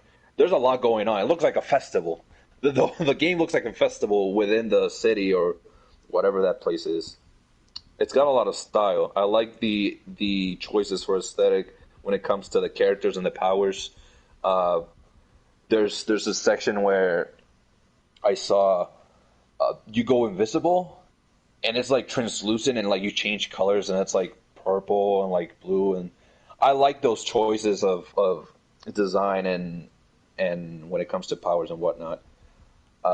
I mean, I'm excited for it. I wasn't at first. If I'm being honest, at the very beginning, I was Oh very, God, very no! skeptical. What? What? I didn't know there was gonna be nudity in this. Oh no! This is blind. Oh no! Skip the scene. Skip the scene. Can I Oh, skip? wait, did it block? Did it Skip the block? scene. Oh, you can't. It's gameplay. No, I can't. Oh, there's it. Hey, no monetization on this, boys. Oh man! Hey, You snuck a titty in there. we're gonna have to Oh, rock. no. We're gonna have to roll with it, man. Whoa! Whoa! And I was wild earlier, huh? Oh my Man, god! this is a extremely horny podcast today, man. Oh God man! Bro. I can't clip that one, unfortunately. Yeah. Maybe I can. Whoa. Continue, please continue, man. I might have to do some video editing magic with that one. Oh man, they really just I dropped was a very- surprise titty, man. I can't believe it, man. I can't believe it. The main thing that brought me into the game was that premise of you being hunted and you hunting and avoiding, and you're always on your feet. It seems like it's going to be a game that you're not going to have time to breathe. You're going to always be on the move. I'm excited for it. I didn't get too invested in whatever other trailers they've put out and like the technicalities of it, because it is a next gen, and I'm honestly like avoiding diving. I don't even know. I only know the Demon Souls bosses that there are because of Soul's Twitter. I haven't even dived in on that because I want to avoid everything or most things until I get a PS5. But I'm excited, man. It looks good. We're finally entering the part of the year where games are coming out, and I mean, let's be real. I don't mind if we didn't have many exclusives for the PS5, even though I don't have one. I'm excited that you can play most recent games and they're upgraded, 60 FPS or 4K, with the most recent one being Last of Us 2. And that looks. I saw that in YouTube, and the comparison. Oh my goodness! Now you can shoot dogs in 60 FPS. That looks incredible. I don't hate dogs. I love dogs. Yes, sir. I don't hate dogs. I love dogs. I love Souls like Loki. Yes, sir, baby. You can kill them. Fuck him But up. That's. There's some ferocious Rottweilers. You gotta do your thing. But that's my thoughts on Deathloop. Honestly, I'm not too. Until we get further or closer to the release date, I won't be too invested in it. Like how I am now with Ratchet and Clank. I'm excited. I'm really excited for that game, even though I won't be playing it until like maybe in a month. Because let me tell y'all, if I don't find a PS5 in the next 3 weeks, your boy is gonna have to resort to more notorious means. Oh man, what does that mean? Maybe buy it somewhere else. Gotcha. Hey man, if it's for convenience and not having to frustrate myself over waiting times, hey, I'll pay the extra scratch. I don't mind. I've saved enough that I'm willing to pay that extra. Not the most I'm willing is like 200 more, but like that's it. Other than that, No, don't do that. I'm good. You don't need to do that. I mean, then get me a PS5, Jay. Give me a PS5. that ain't happening. God damn it. Unless you want to pay me 200, then yeah, I'll take it. I'll encourage that. I'll encourage that. Just yeah. I mean, hey, I'll just DM you. But bringing it back to Deathloop, yeah, like I was always interested in this game simply for the fact that like Arcane, like they're one of my favorite studios. So like anything that they put out, I'll be there day one. They're one of the last sort of like remnants of like stealth gameplay. So, good lord, how much? That's fascinating. Do you know that's a good point? In Soul, I never thought about this, but Arcane is one of the few studios that makes a stealth game not feel annoying. Because so many times stealth just feels like a hindrance. It feels like I just let me just guns blazing, just enter. But Arcane's makes it actually fun. It makes it engaging and diverse in the approach, and that's a good point. That just brought Deathloop a bit up on my radar. I had not thought about that. Well, good thing we talk about it. I hope there's no more nudity in your stream right now. We're good, man. I think we're good. But Macho, is this a day one purchase for you? Nope. What's going on, man? Yeah, no, it's just like it's the whole first person thing. Like I get really detached with like first person shooter or first person games. To be honest with you, I played Dishonored and I thought I was okay, but I wasn't like crazy about it. Yeah. But I mean, it looks cool though. I'm looking more forward to watching people play and like seeing like the reactions to everything since Arcane is like they're taking a risk with this one, and it looks really ambitious with like the ideas that they have going around for it. So I'm interested to see what people say about it. But as far as like playing it, nah, I don't think I'll really get it. I won't really get attached to it. So Really. is it gonna be full price, or are you waiting for it to drop? So. Oh, for me? No. Yeah. But I mean, both of you. Do you both think this? I mean, no. Like I just won't play it. Like for me, like I'm just not. You won't get it like at all. No, yeah, I'm just not interested. Gotcha. I didn't pick up Dishonored 2 or anything like that. Even so, if some dude on the street, some vendor was like, "Hey Macho, I really like you, man. I got this copy of Deathloop, still in the packaging, unopened. Here, you can have it for free, man." You still wouldn't play it?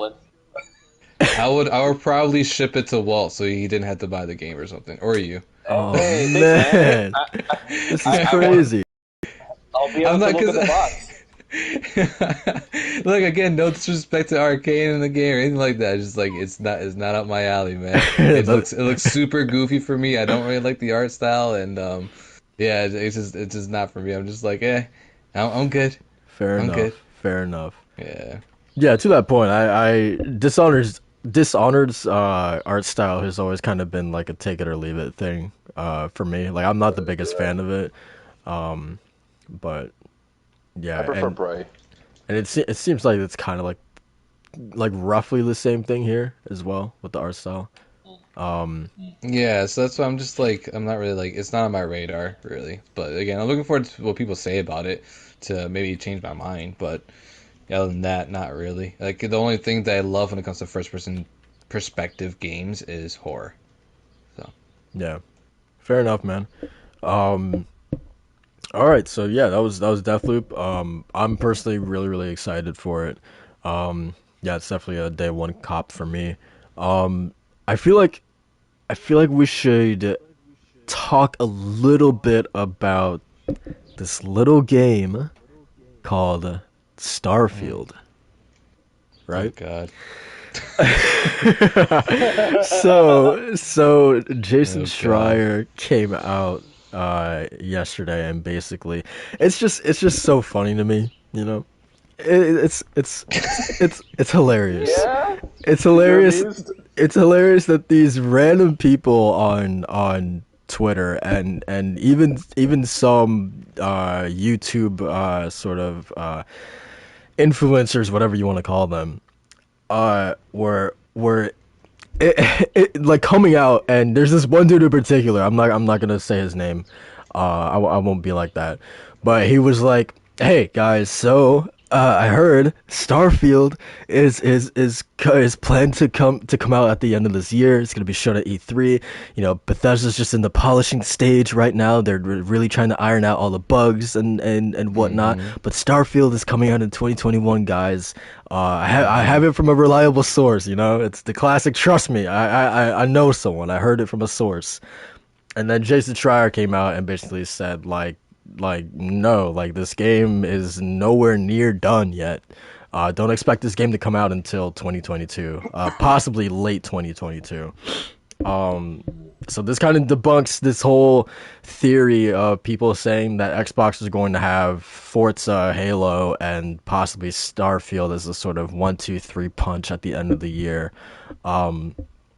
So I feel personally, I'm not surprised at all with Starfield like still not being ready. BGS usually uh, takes a really long time to put out their games, and honestly, I feel like this should be welcome news. Like I don't think anyone should be pissed off or mad about this. First of all, because Bethesda has never said anything about a release date. This is just people, fabricating a release window or date in their own minds and getting hyped for something that was never announced. Um, so for that specifically, people should not be mad. But also you guys shouldn't be mad because like look at Cyberpunk, right? You guys should be calling for more games to be delayed, even though this game was never given a date or whatever. But you guys should be calling for games to be in the oven for longer periods of time to ensure that we never have another Cyberpunk issue again. Especially Bethesda. Especially Bethesda, but yeah, definitely. See, I'm just Sweet interested. little lies. Todd Howard, man. So I'm just interested to hear your guys' thought on Starfield. Were you guys even expecting this game to come out this year? No, no, Absolutely no. not. You had to be seriously dense to think that Xbox. Exactly. You have to be seriously dense to think if Starfield is going to hit 2021, let alone go up against Halo in the same time span. Like, really? You really think Xbox is going to have two space games, let alone one of their biggest franchises and one of the most celebrated developers' new IP in the same time frame? Yeah, That makes no sense. Makes no sense. yeah, for sure. Especially with how extensive also Starfield development has been. We're coming out of the we're right on the cusp of normalcy, a little bit of normalcy after the pandemic, and developers have not been at all the same since before the pandemic because obviously development is way slower. So if let's say people could have expected late 2021 if there was like no not even the idea of a pandemic, but the pandemic could have literally changed everything. So and not even with Starfield, with Halo, how many times Halo was delayed and pushed back because of the development bumps and all that, a lot of company issues.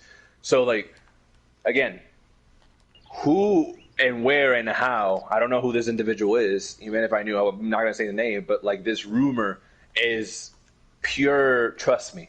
It's a pure, yeah, just trust me. It's like there's a Bloodborne 2 coming out next week. Did you know that? No, like come on, dude. Like take off the makeup, take off that nose, take off the wig, and get yourself a 9 to 5 job. Like, Oh man, Damn, daggers. Daggers being thrown. this would be the time to sound the gunshots, man, for sure. and they'd be funny. Imagine Starfield, Mass Effect Legendary Edition, and Halo on the same year. It's a sci-fi year. Holy crap! Can you Yeah, imagine? that would have been cool. That's what I like. I don't know, man. I can't get hyped And for Final Bethesda Fantasy games going to the of- moon. Yeah, More yeah, sci-fi. I know, right? Yeah, I know, right? Yeah, it's actually pretty crazy. But yeah, I don't know. I don't know. We haven't seen like anything of this game. Even Todd Howard said it. And shouts to Mo from the Backlog Chronicles. Was that podcast. recently, by the way? That was, yeah, I think so. I think that was this year where they're like sitting This year? down and having like their probably maybe it was this year. I don't know. I feel like it 'Cause was no, late last year. Yeah, because that Bethesda and Xbox like presentation that was in person that they did. So it may have been like last year, but yeah, he was like, yeah, I don't understand why it's getting so much hype, but people haven't really seen it. And then like they all just start laughing. I'm just like, yo. I mean, hey, facts.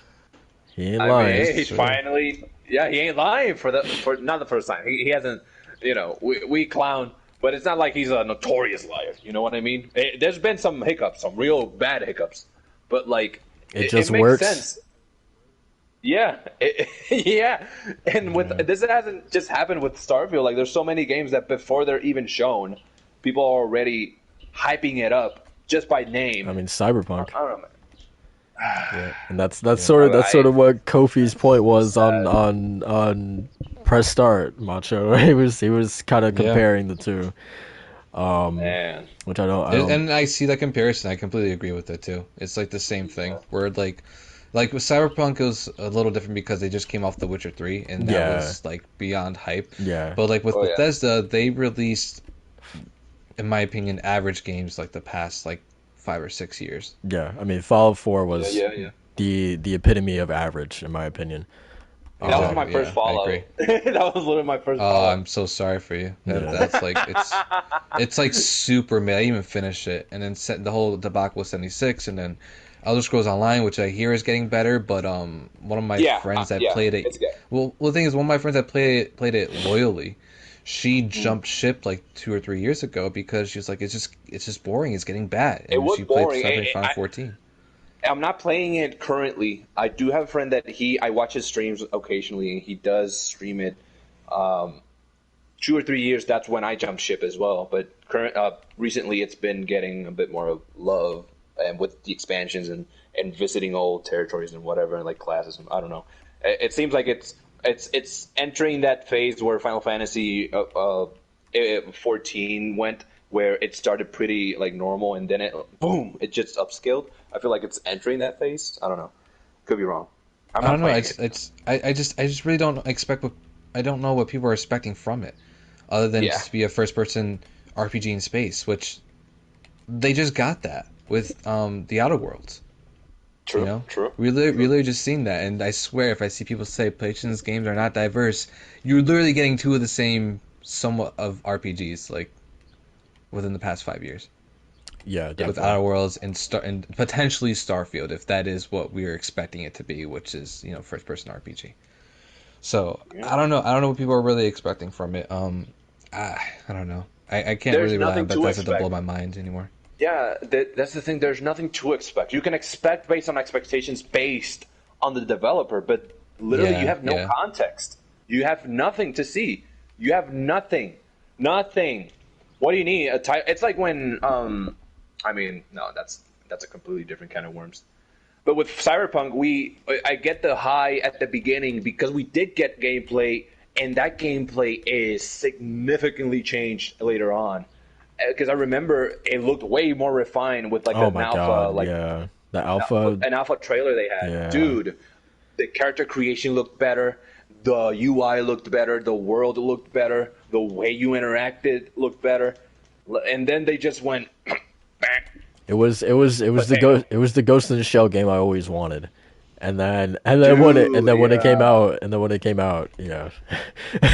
I never again. That's oh my god, not to rail on Cyberpunk, man, but like for me, such a CD Projekt Red stan to still not buy Cyberpunk is like I can't believe it, because I was excited for that game, and then the reviews hit and I was like nope.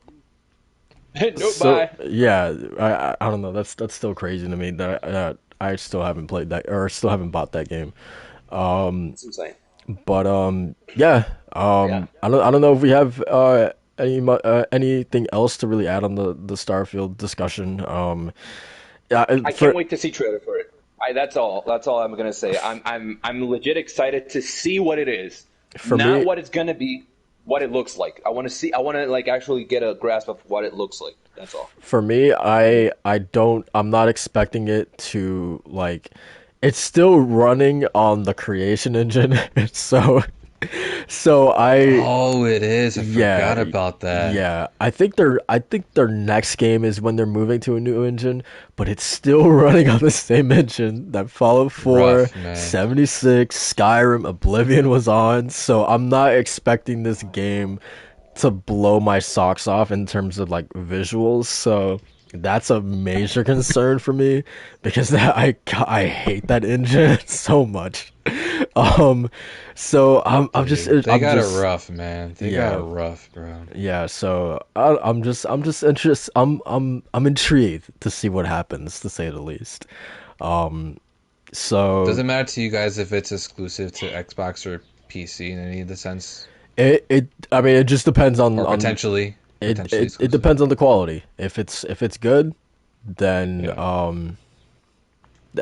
mean, it wouldn't bother me. But if it's good, then I'll be like, damn, that's a good game I'm missing out on.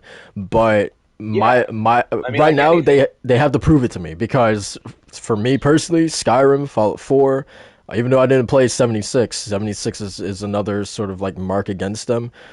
They've been for me, they've been on a downward trend for their last handful of releases, so, which has propped it up people like, CD Projekt Red with The Witcher 3. That sort of RPG quality is what we've come used to expect with a Bethesda game studio's title, and they haven't done that since maybe Fallout 3. So if they could get back to something like that, then yeah, I would definitely be like, okay, yeah, that's a good game I'm missing out on. But what about you guys? What I do you mean, think, Macho? personally, it's kind of like a no duh. I really don't understand when people weren't expecting it to not be exclusive. I feel like the writing was on the wall that it was going to be an exclusive game, and I don't know, man. Like I have this weird kind of like mentality about it because I understand that Bethesda is now part of Xbox, but I feel like Bethesda is still like its own entity, if that makes sense. Yeah, Mm. Where I don't see Fallout as an Xbox game.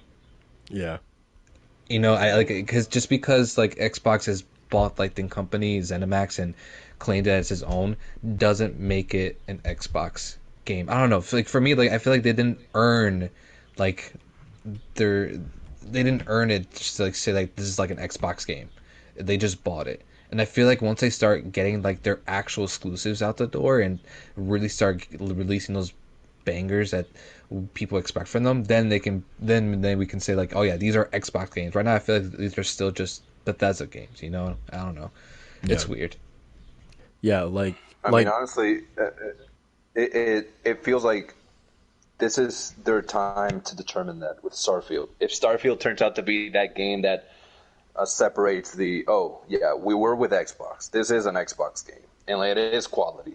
Then I do think they can achieve that kind of perspective from people where they are considered that kind of a entity. Um, and to your previous question, Jay, real quick, to if it's a bad thing or not. I mean, in my case, I won't be complaining since I will be able to access whether that be an Xbox or PlayStation game. When it comes to other people, it's like you said. If it's good, people are going to be sad. If it's not, they're going to be like, "Oof, that's a bullet," because I don't even have to consider it. You know? yeah, for sure.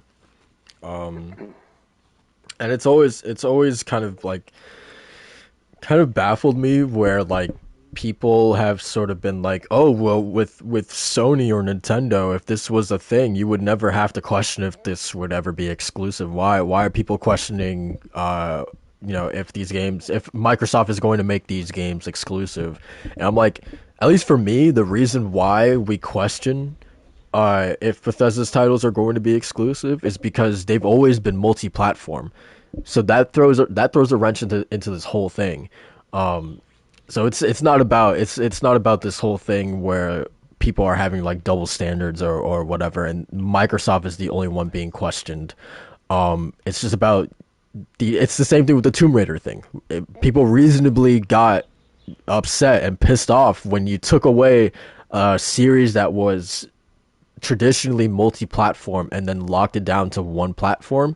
People are understandably so going to get pissed off. So that's why people questioning whether or not Bethesda's titles were going to be exclusive or not is totally warranted in my opinion. But that's neither here or there, I guess. But yeah, that's pretty much it for Starfield. I just wanted to gauge everyone's thoughts on the whole 2021 thing and people really believing that it was going to come out in 2021. No, they're lucky if it comes out in 2022. Yep, To be honest with you, I guess so. it's the way that engine runs and knowing how Bethesda does their QA. I don't know, man. After 76 and Fallout 4, that thing better come out polished. Yeah, for sure. Um, so let's talk about this is I guess this kind of ties into Macho's tweet that blew up the other Oh day. gosh. Um, let's talk about this whole Nintendo finessing its fans again, with the Amiibo and The Legend of Zelda, Skyward Sword. So essentially, there is this Amiibo that's launching with the game that, correct me if I'm wrong, it's $25, right? It is a big 25. Not $25. 25 cents. $25. Okay, so $25. Let me repeat that again for Masha. Can you repeat that again? Actually. Yeah, hold on. Get it. Sip of water. $25. $25. Thank you. Thank you all for our translation. So the Amiibo is $25 on top of a $60 port, mind you, of a Wii game. So and that doesn't include obviously they're doing Joy-Cons as well for the game. Which are $80. Yeah. So essentially this Amiibo is it gives you access to a quality of life feature that won't be in the main game. It's an Amiibo exclusive feature, which essentially in Skyward Sword there's to give people context, there's two areas, like main areas in the game, which is the sky and the surface. And essentially, when you are on the surface, there are multiple statues that allows you to, I believe, return back up to the sky. I believe I have that correct. So yeah, I think so. From when I played that game, I think that's what it was. Okay, and then so essentially, this Amiibo will allow you to essentially fast travel back up to the sky. Anywhere on the map on the surface. Like, you don't need to go to these statues anymore. You could just instantaneously fast travel back up to the top.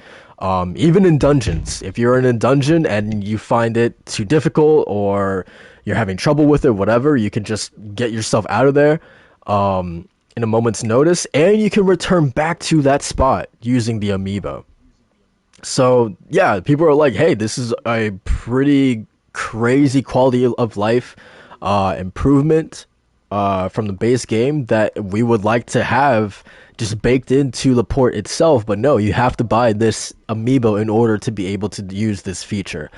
So obviously this got some backlash from people. So what's going on, guys? What is this another case of Nintendo being Nintendo? I want to let Walt take this one because, man, yeah, you're like, you love Nintendo. What's going on, man? It's. Listen, man. If there's something I've noticed, and it's something that's always. Hopefully this time it's different, eh? Here's me, thinking it's gonna be different.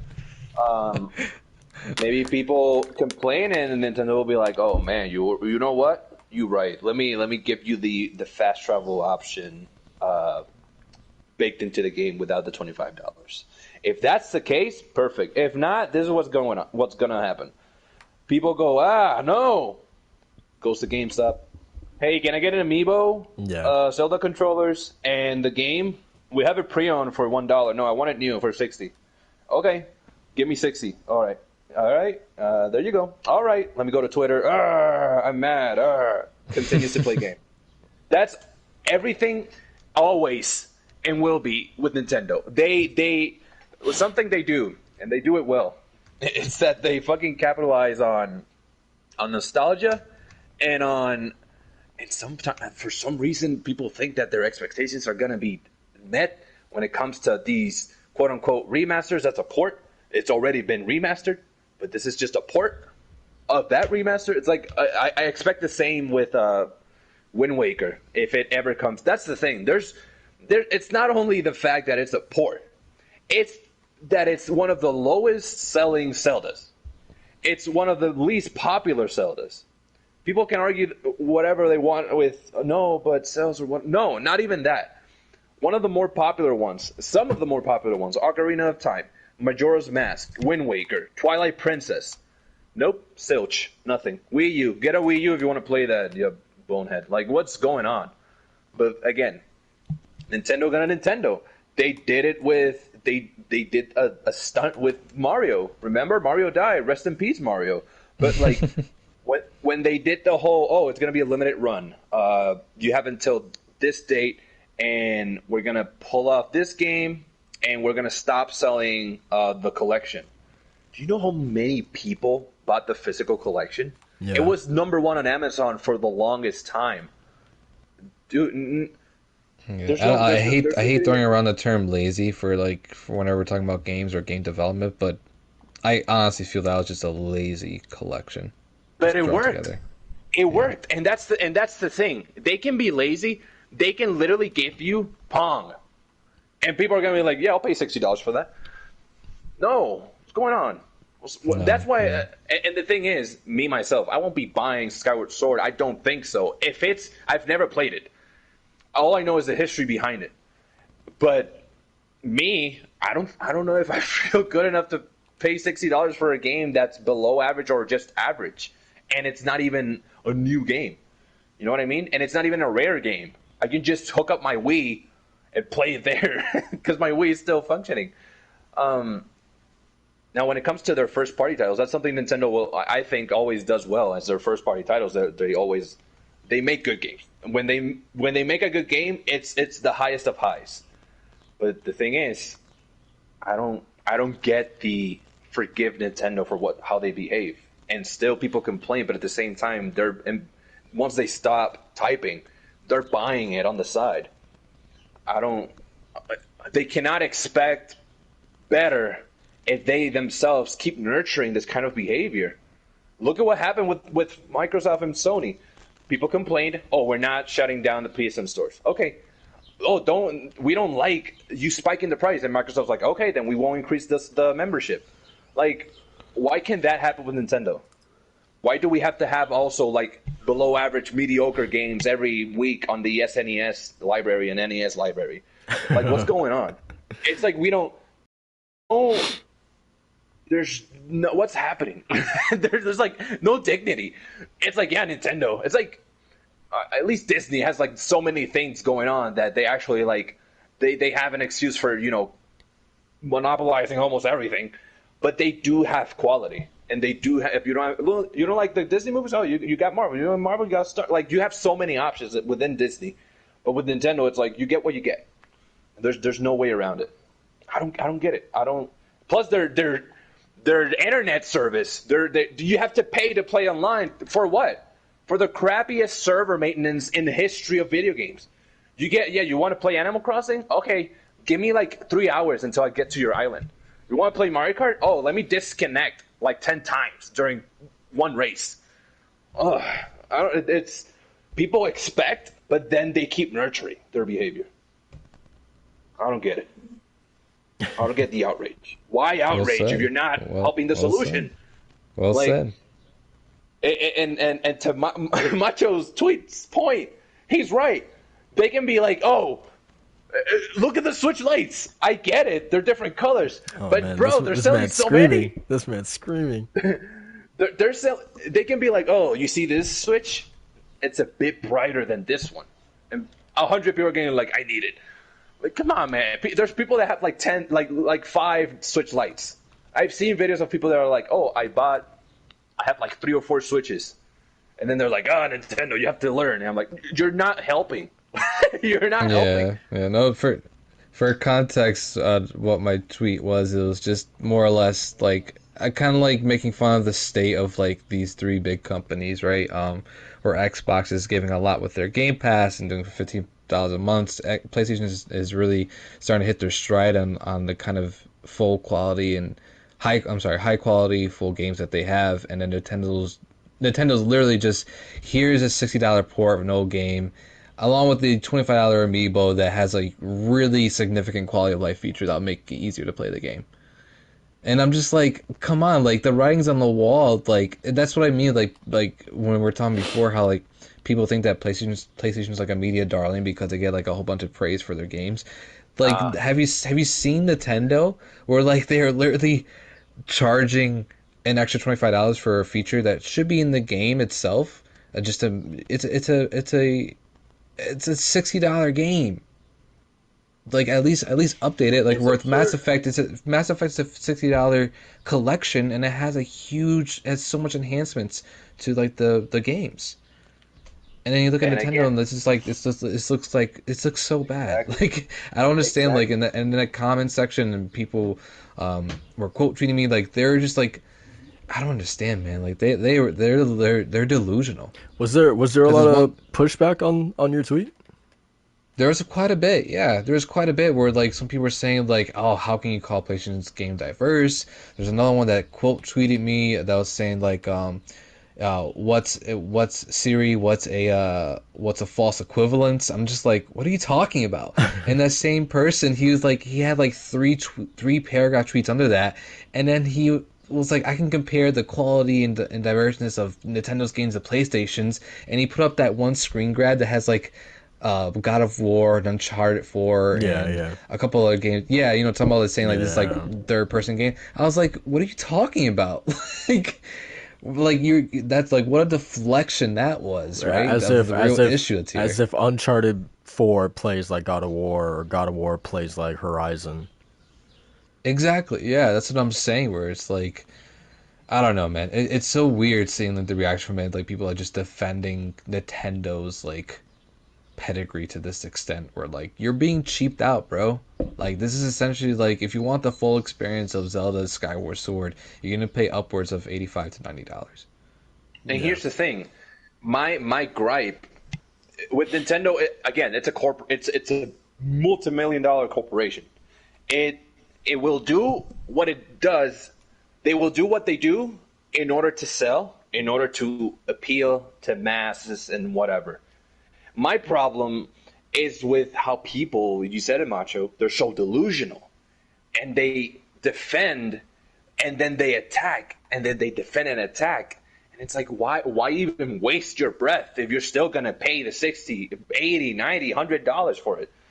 Like, Nintendo does what it does because of people how they behave when it comes to purchasing.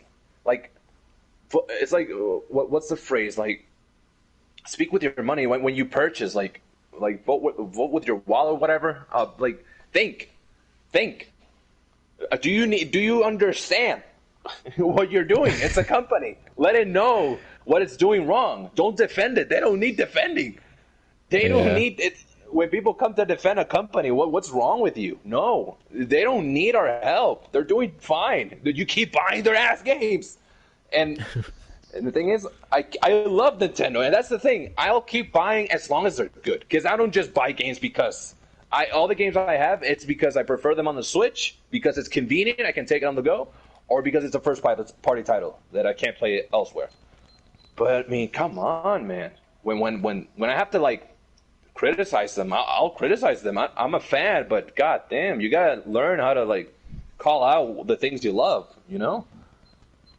Yeah. So what do you think about it though?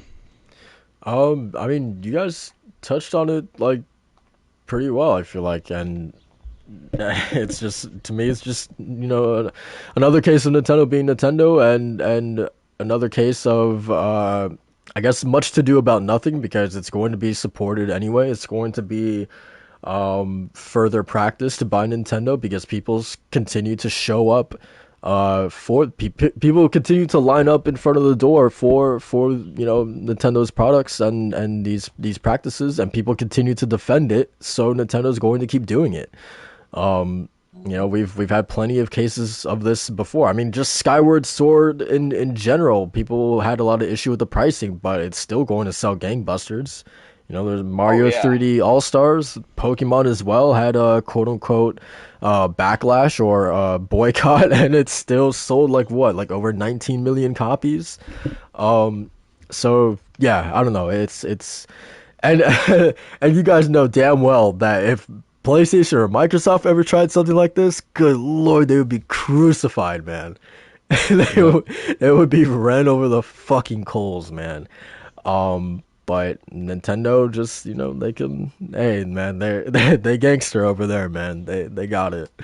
I don't know, but yeah, no, I feel like I'm partly to blame because I bought Mario 3D All Stars collection, but not because of the scarcity of their just flashing in front of our eyes, and I was just like, all right, whatever. I literally just wanted to play those games because I never played the games in those collections. But I was always interested because I like Mario 3D games. So in all honesty, though, what would have, if you didn't buy it, what would have one less sale do to Nintendo, right? It's not your fault. To actually bring about like real drastic change within Nintendo, like these things need to happen at a large scale. Like it can't just be our sort of little Twitter vacuum. Like everyone needs to be on board for these supposed boycotts, and that's just never going to happen at a large enough degree to actually make Nintendo budge with some of these decisions. But yeah, that's sort of my take on it. But yeah, that's I'm not surprised at all, man. Nintendo's going to be Nintendo. It is what it is. Yeah, no, it was funny seeing the reactions to it, but yeah, it's nonetheless, it sucks. It really does suck because now it's not a microtransaction anymore. Alex from Press Start Podcast put it really nicely. It's a macro transaction. Yep. Like, this is deliberately taking a feature from the game and monetizing it outside of the core MSRP. So it's crazy. I don't think I've ever seen it before, to be honest. I don't think I've ever seen it before. Yeah, no, not even Smash Bros. Was really like. I mean, Smash Bros. Like what they had. They like you had the amiibo and it had like a figure of the character you could fight against. Like that's whatever. This is like legit taking time from or at least a part of the game that could make it a much better experience. That's like taking in Mass Effect. That's like I guess taking the ability to, I don't know, like what would you say, Jay? Is like as far as like taking like a feature from Mass Effect Legendary Edition? I mean, I feel like it's probably like too hyperbolic to say this, but like maybe in the lines of like the galaxy map when you're on the Normandy and you're actually choosing the locations. Could you imagine if they locked that behind an amiibo or something like that? Yeah. The ability to walk up to the map on the Normandy and choose what planet you're going to go to. I don't know, maybe it could be something like that. But yeah. Or even like the elevator rides where like you had to like use an amiibo to unlock going faster or something. Yeah, maybe. But yeah, man, it's crazy, and they've actually done this in the past with the Wolf Link for Twilight Princess, where if you bought the Wolf Link amiibo, it would unlock like a new dungeon, like challenge mode or something like that. But that doesn't feel nearly as sort of like drastic of a feature as being able to fast travel whenever you want to. Yeah, and I see some people kind of like comparing this to like pre-order bonuses, which doesn't make any sense to me. Yeah, because they're mostly cosmetic things, right? Yeah, or like mostly like early unlocks. Like I think for Ratchet and Clank Rift Apart, there's like an early unlock if you pre-order the game, but like it's a bonus. You're not paying any more for it. Yeah, it's literally PlayStation saying thank you for pre-ordering the game. Here's something that you unlock a little later on, but it's still in the game. You just had to work for it if you didn't pre-order it. It's not the same thing. Yeah. Yeah. Yeah, I think just sort of the consensus is Nintendo being Nintendo, man, and they'll get away with it, unfortunately. So before we end the podcast, I want to ask you guys a simple question. Are you guys going with the Midnight Black PS5 controller or the Cosmic Red? What are you guys going with? Listen, man, I know that maybe, I might get both, but what are you gonna initially, wait? What are you gonna play them on? What are you gonna use them on? Listen, the thing is, I'm gonna use them at my wall, and I'll put a little paper, and I'll write Ratchet and Clank. If I'm being real, bro, dude, that Cosmic Red. Oh, it looks like wine. It looks so silky smooth. It looks so gorgeous. Are you waiting for the Rule 34 on that DualSense, bro? Right? He was describing that like he was describing a woman, man. Yeah. y'all wow, but y'all remember when PS5 was announced? People went crazy with PS5 waifu. Y'all wanna? Oh my god. Yeah, y'all wanna go there? Yeah, Cosmic Red, man, Cosmic Red. I might get the black too, because the white one, when I get the PS5, the white one, I'm not a fan of completely white products in general because they get dirty fast, and you notice it if they get dirty. I want to be able to like sweat a little bit and not worry about looking at my controller and having like little smudges. Not that I don't wash my hands, but when you sweat, it does accumulate with time. He had to make sure he added that in. Yo, bro, there's some if y'all go to Twitter and y'all go to people's like feeds and you see their dude, Twitter, y'all nasty. Like, what legit, about y'all nasty? What about you, Macho? Yeah, to keep the red controller collection going, that I just happened to have like unconsciously started doing, I'm gonna go with Cosmic Red on this one. The black was definitely, I was leaning towards that because PS2 vibes and all that, but then it ruined it for me when I saw this one picture that someone posted up of their own custom black controller, and they actually colored the face buttons and colored the PS logo on it. Yeah, the actual PlayStation colors, and I was like, oh man, every time I look at that black controller now, I'm just gonna think of that and wish I had that over the one they actually have. But yeah, Cosmic Red for sure. I got a red Xbox controller. I got like a looking at now the black and red Xenoblade Chronicles 2 Switch controller, and then I have a PS4 translucent red controller. So I might as well just go with the Cosmic Red, and it looks nice, man. I'm excited to add that to the collection. Now I can finally play It Takes Two on PS5 with my fiance. Ooh, nice. We've been playing the PS4 version, and sometimes those load times are just like hard. Yeah, welcome to my world. Yeah, man. For me, yeah, I'm going with the Cosmic Red because that was PS4. I like strictly had red controllers, so red's my favorite color. So yeah, I'm definitely going with that. But like I don't even mind like the OG white controller for the PS5. I actually really like it. So from a glance, I'm not a fan of it. Maybe once I hold it in my hands, I'll be like, oh wow, this is revolutionary. But for now, I'm not drawn to it. Yeah, because it's completely white. Yeah, that's fair enough. But yeah, I actually kind of dig it. Dope. And the red one is exactly what I kind of look for in controllers nowadays. It's just anything that's red. I'm like, yep, okay, I'll get it. Yeah, so, it just stands out. It just stands out, man. Do you have now? I do prefer. Do you have a problem with like the shade of the red? Like, would you have preferred it to be brighter, or are you okay with this sort of like dull, kind of wine maroon kind of version of it?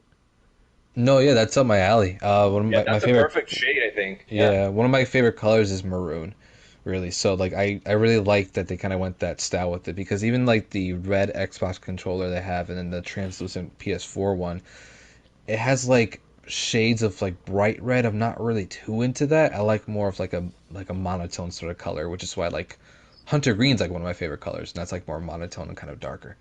So Right. Yeah. Same thing It's on the maroon.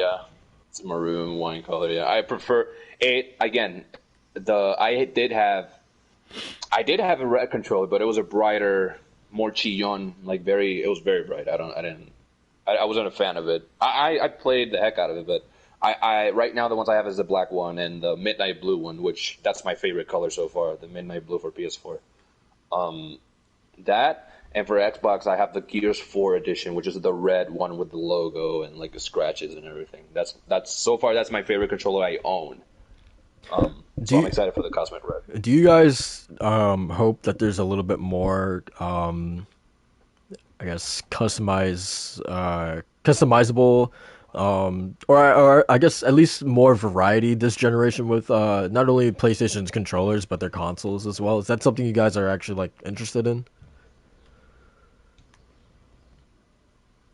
It's very, there's no function in it, but in terms of like, I mean, for sure, definitely. I mean, it's not like they have to do it. I don't expect it, but if they do it, That's like a plus. I mean, honestly, even if I don't get every single edition, I really enjoyed seeing the God of War edition for PlayStation, the Final Fantasy edition, the Last of Us edition. The way they approach each one, I'm more intrigued in how they represent the game in the design more than like getting the console itself. So yeah, I mean, sure, for sure. I'm with Walt on that actually. Yeah, like with the 4 God of War, it was like the Leviathan axe and the whole form on top of it, and it looked beautiful. I think for me, that's the better looking PlayStation there is so far. And PlayStation 4 lineup is the Leviathan themed one. Yeah, I'm more down for custom like controllers than actual consoles because the consoles are expensive. So Yeah. Exactly. And why would you need 3 PlayStations unless you're a collector? I would definitely have. It's like whenever I think controllers and customizable controllers or different controllers, I always think about how from Kind of Funny, Tim Geddes, he has his whole back wall just lined up with controllers. I love the idea of having multiple controllers in like different variations. I have the midnight blue, the black. I have the red one. I have a white one from like a old one. I think it's a PlayStation 3 one. And now the Xbox Series S came with a purely white controller. But what I do like about this controller is the fact that it has like texture from behind, and it is much more like the grip feels way better than the Xbox One S controller. But yeah, what about you, Jay? Do you care? Traditionally, no. Like I tend to stick with maybe like 1 to 2 different controllers in an entire generation, and that's like if a controller breaks or dies or whatever. Like I think last generation I had maybe all but 4. 2 of them were black and 2 of them were red. So that's kind of like where my sort of line of thinking is. And to Macho's point, consoles, are expensive, so I don't really have a need for. Now, like most generations, I'll buy like 2 consoles at most, like the OG and then the Slim. That's kind of like what the happened. Pro now. I didn't even get the Pro. I was okay with the launch version of the PS4, and then I had to get a Slim in 2018 Right, because but of now there's the whole idea of there's your base console, there's the Slim, now there's like the extra Pro. Like consoles are having this extra like upscaled like version of the normal console. Sure, but if it's like the PS4 Pro, then I probably won't get it because it was such like the leap in power was so like incremental and not like as vast as I guess the X was. So if it's like that again, then I probably won't feel a need to buy it. But a Slim will probably be more in my sort of like interest just because it'll be cheaper. But yeah, and if there is like a custom version of a Slim, then I'll probably get that. But generally, I'm not a collector who gets like 20 controllers and like 5 consoles and whatnot. But it would really have to like push me because the only reason why I even jumped to PS4 Pro was because I just knew in my heart of hearts Kingdom Hearts 3 was going to do something crazy, and they did. Yeah. And so I made sure to get that bad boy. That sold out fast as hell. Dude, when me and my friend were like scouring the internet for this. I was really annoying to Square Enix, saying, "Where's the PS4 Pro? Give me the Kingdom Hearts 3 PS4 Pro. I want it. Let me get it." I was annoying with them, and then when it finally dropped, I got my pre-order, and then the GameStop purchase happened. Bro, and I was working at GameStop at the time. And so not only did people's pre-orders get canceled once, not only once but twice, and then me and my friend somehow survived both of the GameStop Thanos snaps, and we were very lucky and very very happy to go through that. But yeah, that's the only time I'm like I'll like go all in for like a collector's if it's something like Final Fantasy or Kingdom Hearts related.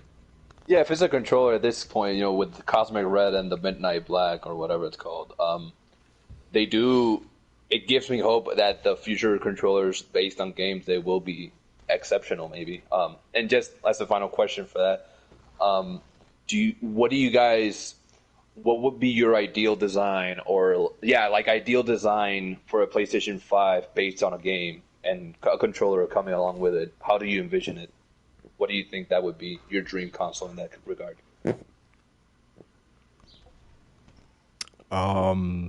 Maybe something like Persona themed, I guess. Just like anything that's red and black. Like I love that color, that combination of colors. Yeah, just something simple like that. I would be okay with. Gotcha. Yeah, mine would be like I would love to see like a platinum colored trophy, like the bluish grayish hint on a PS5 controller, along with like the black to go with that. And I'd like to see the buttons actually colored, like the actual classic pink, green, red, and blue, and then have like the little logo actually colored with the PlayStation colors as well. I think it's something like that would be cool, where it's like a platinum blue colored controller. I think that'd be cool. True. Gotcha. Okay. So yeah, that's pretty much going to do it for the podcast today. Hopefully, I mean, we're getting close to E3. We're inching closer. I mean, I think we're around 3 weeks away from E3 season. So I definitely expect, this week was kind of light on news, but I'm expecting next week and the subsequent weeks to be, the ball's going to start rolling pretty soon, which is going to be exciting. Yeah, that's going to do it for us. Thank you guys for listening. Don't forget to like and subscribe to the channel. We would greatly appreciate that.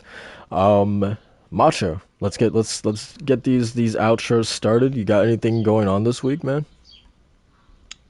Not really. It's gonna be kind of quiet for me for the next couple months since I'm making a big transition. I can finally say it now. Today is my last day at my current job. I'm very excited to start the next journey, but that also means going into a lot of phases I have to go through in terms of getting used to this new job and new schedule, as well as moving from my current areas. So there's not going to be a lot of Lords of Gaming stuff for me. I'm going to dip in when I can, but it's really going to be about focusing on kind of getting my ducks in a row here.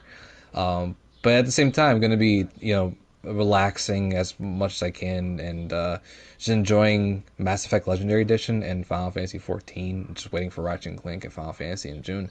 But before I do sign off, I will say, did y'all know that the critically acclaimed MMO Final Fantasy XIV now has a free trial that's up to level 60 and includes the first expansion, Heavensward? Go and try it now. It's on PS4, PC, and PS5. You're very welcome. And have a great weekend. Goddamn salesman. Walt, what's going on with you, man? Mostly, I mean, today I downloaded Final Fantasy XIV, the starter edition, so I'm gonna start that to see how it feels and see what Macho's been raving all about. See what all the fuzz is about. Yeah, hit me up, bro. Yeah, for sure. I'll let you know when I feel like I want to first get used to it a little bit. Other than that, man, this is a busy. It's gonna be a busy couple of weeks because starting tomorrow, out with the family and whatnot. But my sister's graduation is coming up. Getting out of high school into the adult world and help her on that transition and whatnot. And I'll be making the official move to my new place in the next following weeks, and setting up the new setup, new desk, everything. Hopefully, I'll be more. The morale will be higher because over here it's a bit more difficult considering a lot of factors, blackouts and internet problems and whatnot, and I really just lose patience. So I won't be too quiet. Be on the lookout at Level 1 Gaming and on the Twitter down below in the description at Walt Lando. If I retweet any of the articles that I might write there. The whole Miura thing got me pretty interested again in delving into more manga and whatnot. So and currently I'm reading Tokyo Revengers, which is a latest. It got adapted into an anime, so maybe I'll see if I can write something about that. Maybe try to get people into manga and some recommendations on that. No promises, but that's where my mindset is at. I just got my second dosage yesterday, so today I'm feeling a little bit like shit because I got my second vaccine yesterday. But yeah, that'll be me on the lookout at Level 1 Gaming. What about you, Soul? Probably some more. I mean, a combination of Mass Effect. I mean, to be honest, guys, like I wasn't expecting like I wasn't even looking forward to Mass Effect at all, man. Like it like so I forgot what day it came out, but the day that it did come out, like that night, I was just like, you know what? Why not? Let's just buy it. So I bought it on the PSN store, and yeah, like I said earlier, it just completely captured me. So like I wasn't anticipating writing anything about the collection, and since I'm so into it, yeah, now I have all of a sudden these ideas that I want to do for it. On top of the things that I wanted to do for Returnal still that I'm still planning on doing. So yeah, I guess be on the lookout for that. More Mass Nice, Effect. yeah. Yeah, definitely more Oh, yeah. Mass Effect.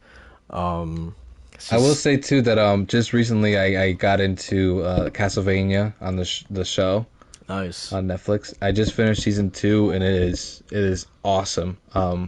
I'm not into really like gory or like super dark fantasy anime. It just like for some reason it just hits a nerve.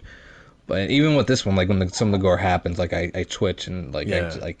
I can't sometimes. But like, no, the like Castlevania's like a really good show. Yeah. It's phenomenal. To the It's point phenomenal. where I just picked up the Castlevania collection on discount and I started playing through a couple of those old school games, and they're hard as fuck, but they're really fun. Nice, man. Thank God for those quick save features, or else I would be quitting. Absolutely. But they're fun. Oh, and one last thing, I downloaded it yesterday on the Series S. I'll see if I'll delve into it. I've only ever seen gameplay. I know about it because of what I've been talked about and seen and read. But I'll be, for the first time, playing, hopefully, if I get the nerve to do it, I'll be playing Dead Space for the first time in my life. Nice, So, nice. ready to get my pants shit. Oh, okay. Get your what? All right. Yeah. I'm ready to get my pants. You're ready to get your pants shit? Word. Yeah. Oh no! Wait a minute. That's gonna do it for us, man. Thanks for everybody coming through. If you stop by on the live stream or watching afterwards, we appreciate it. We'll catch you guys next week. Peace out.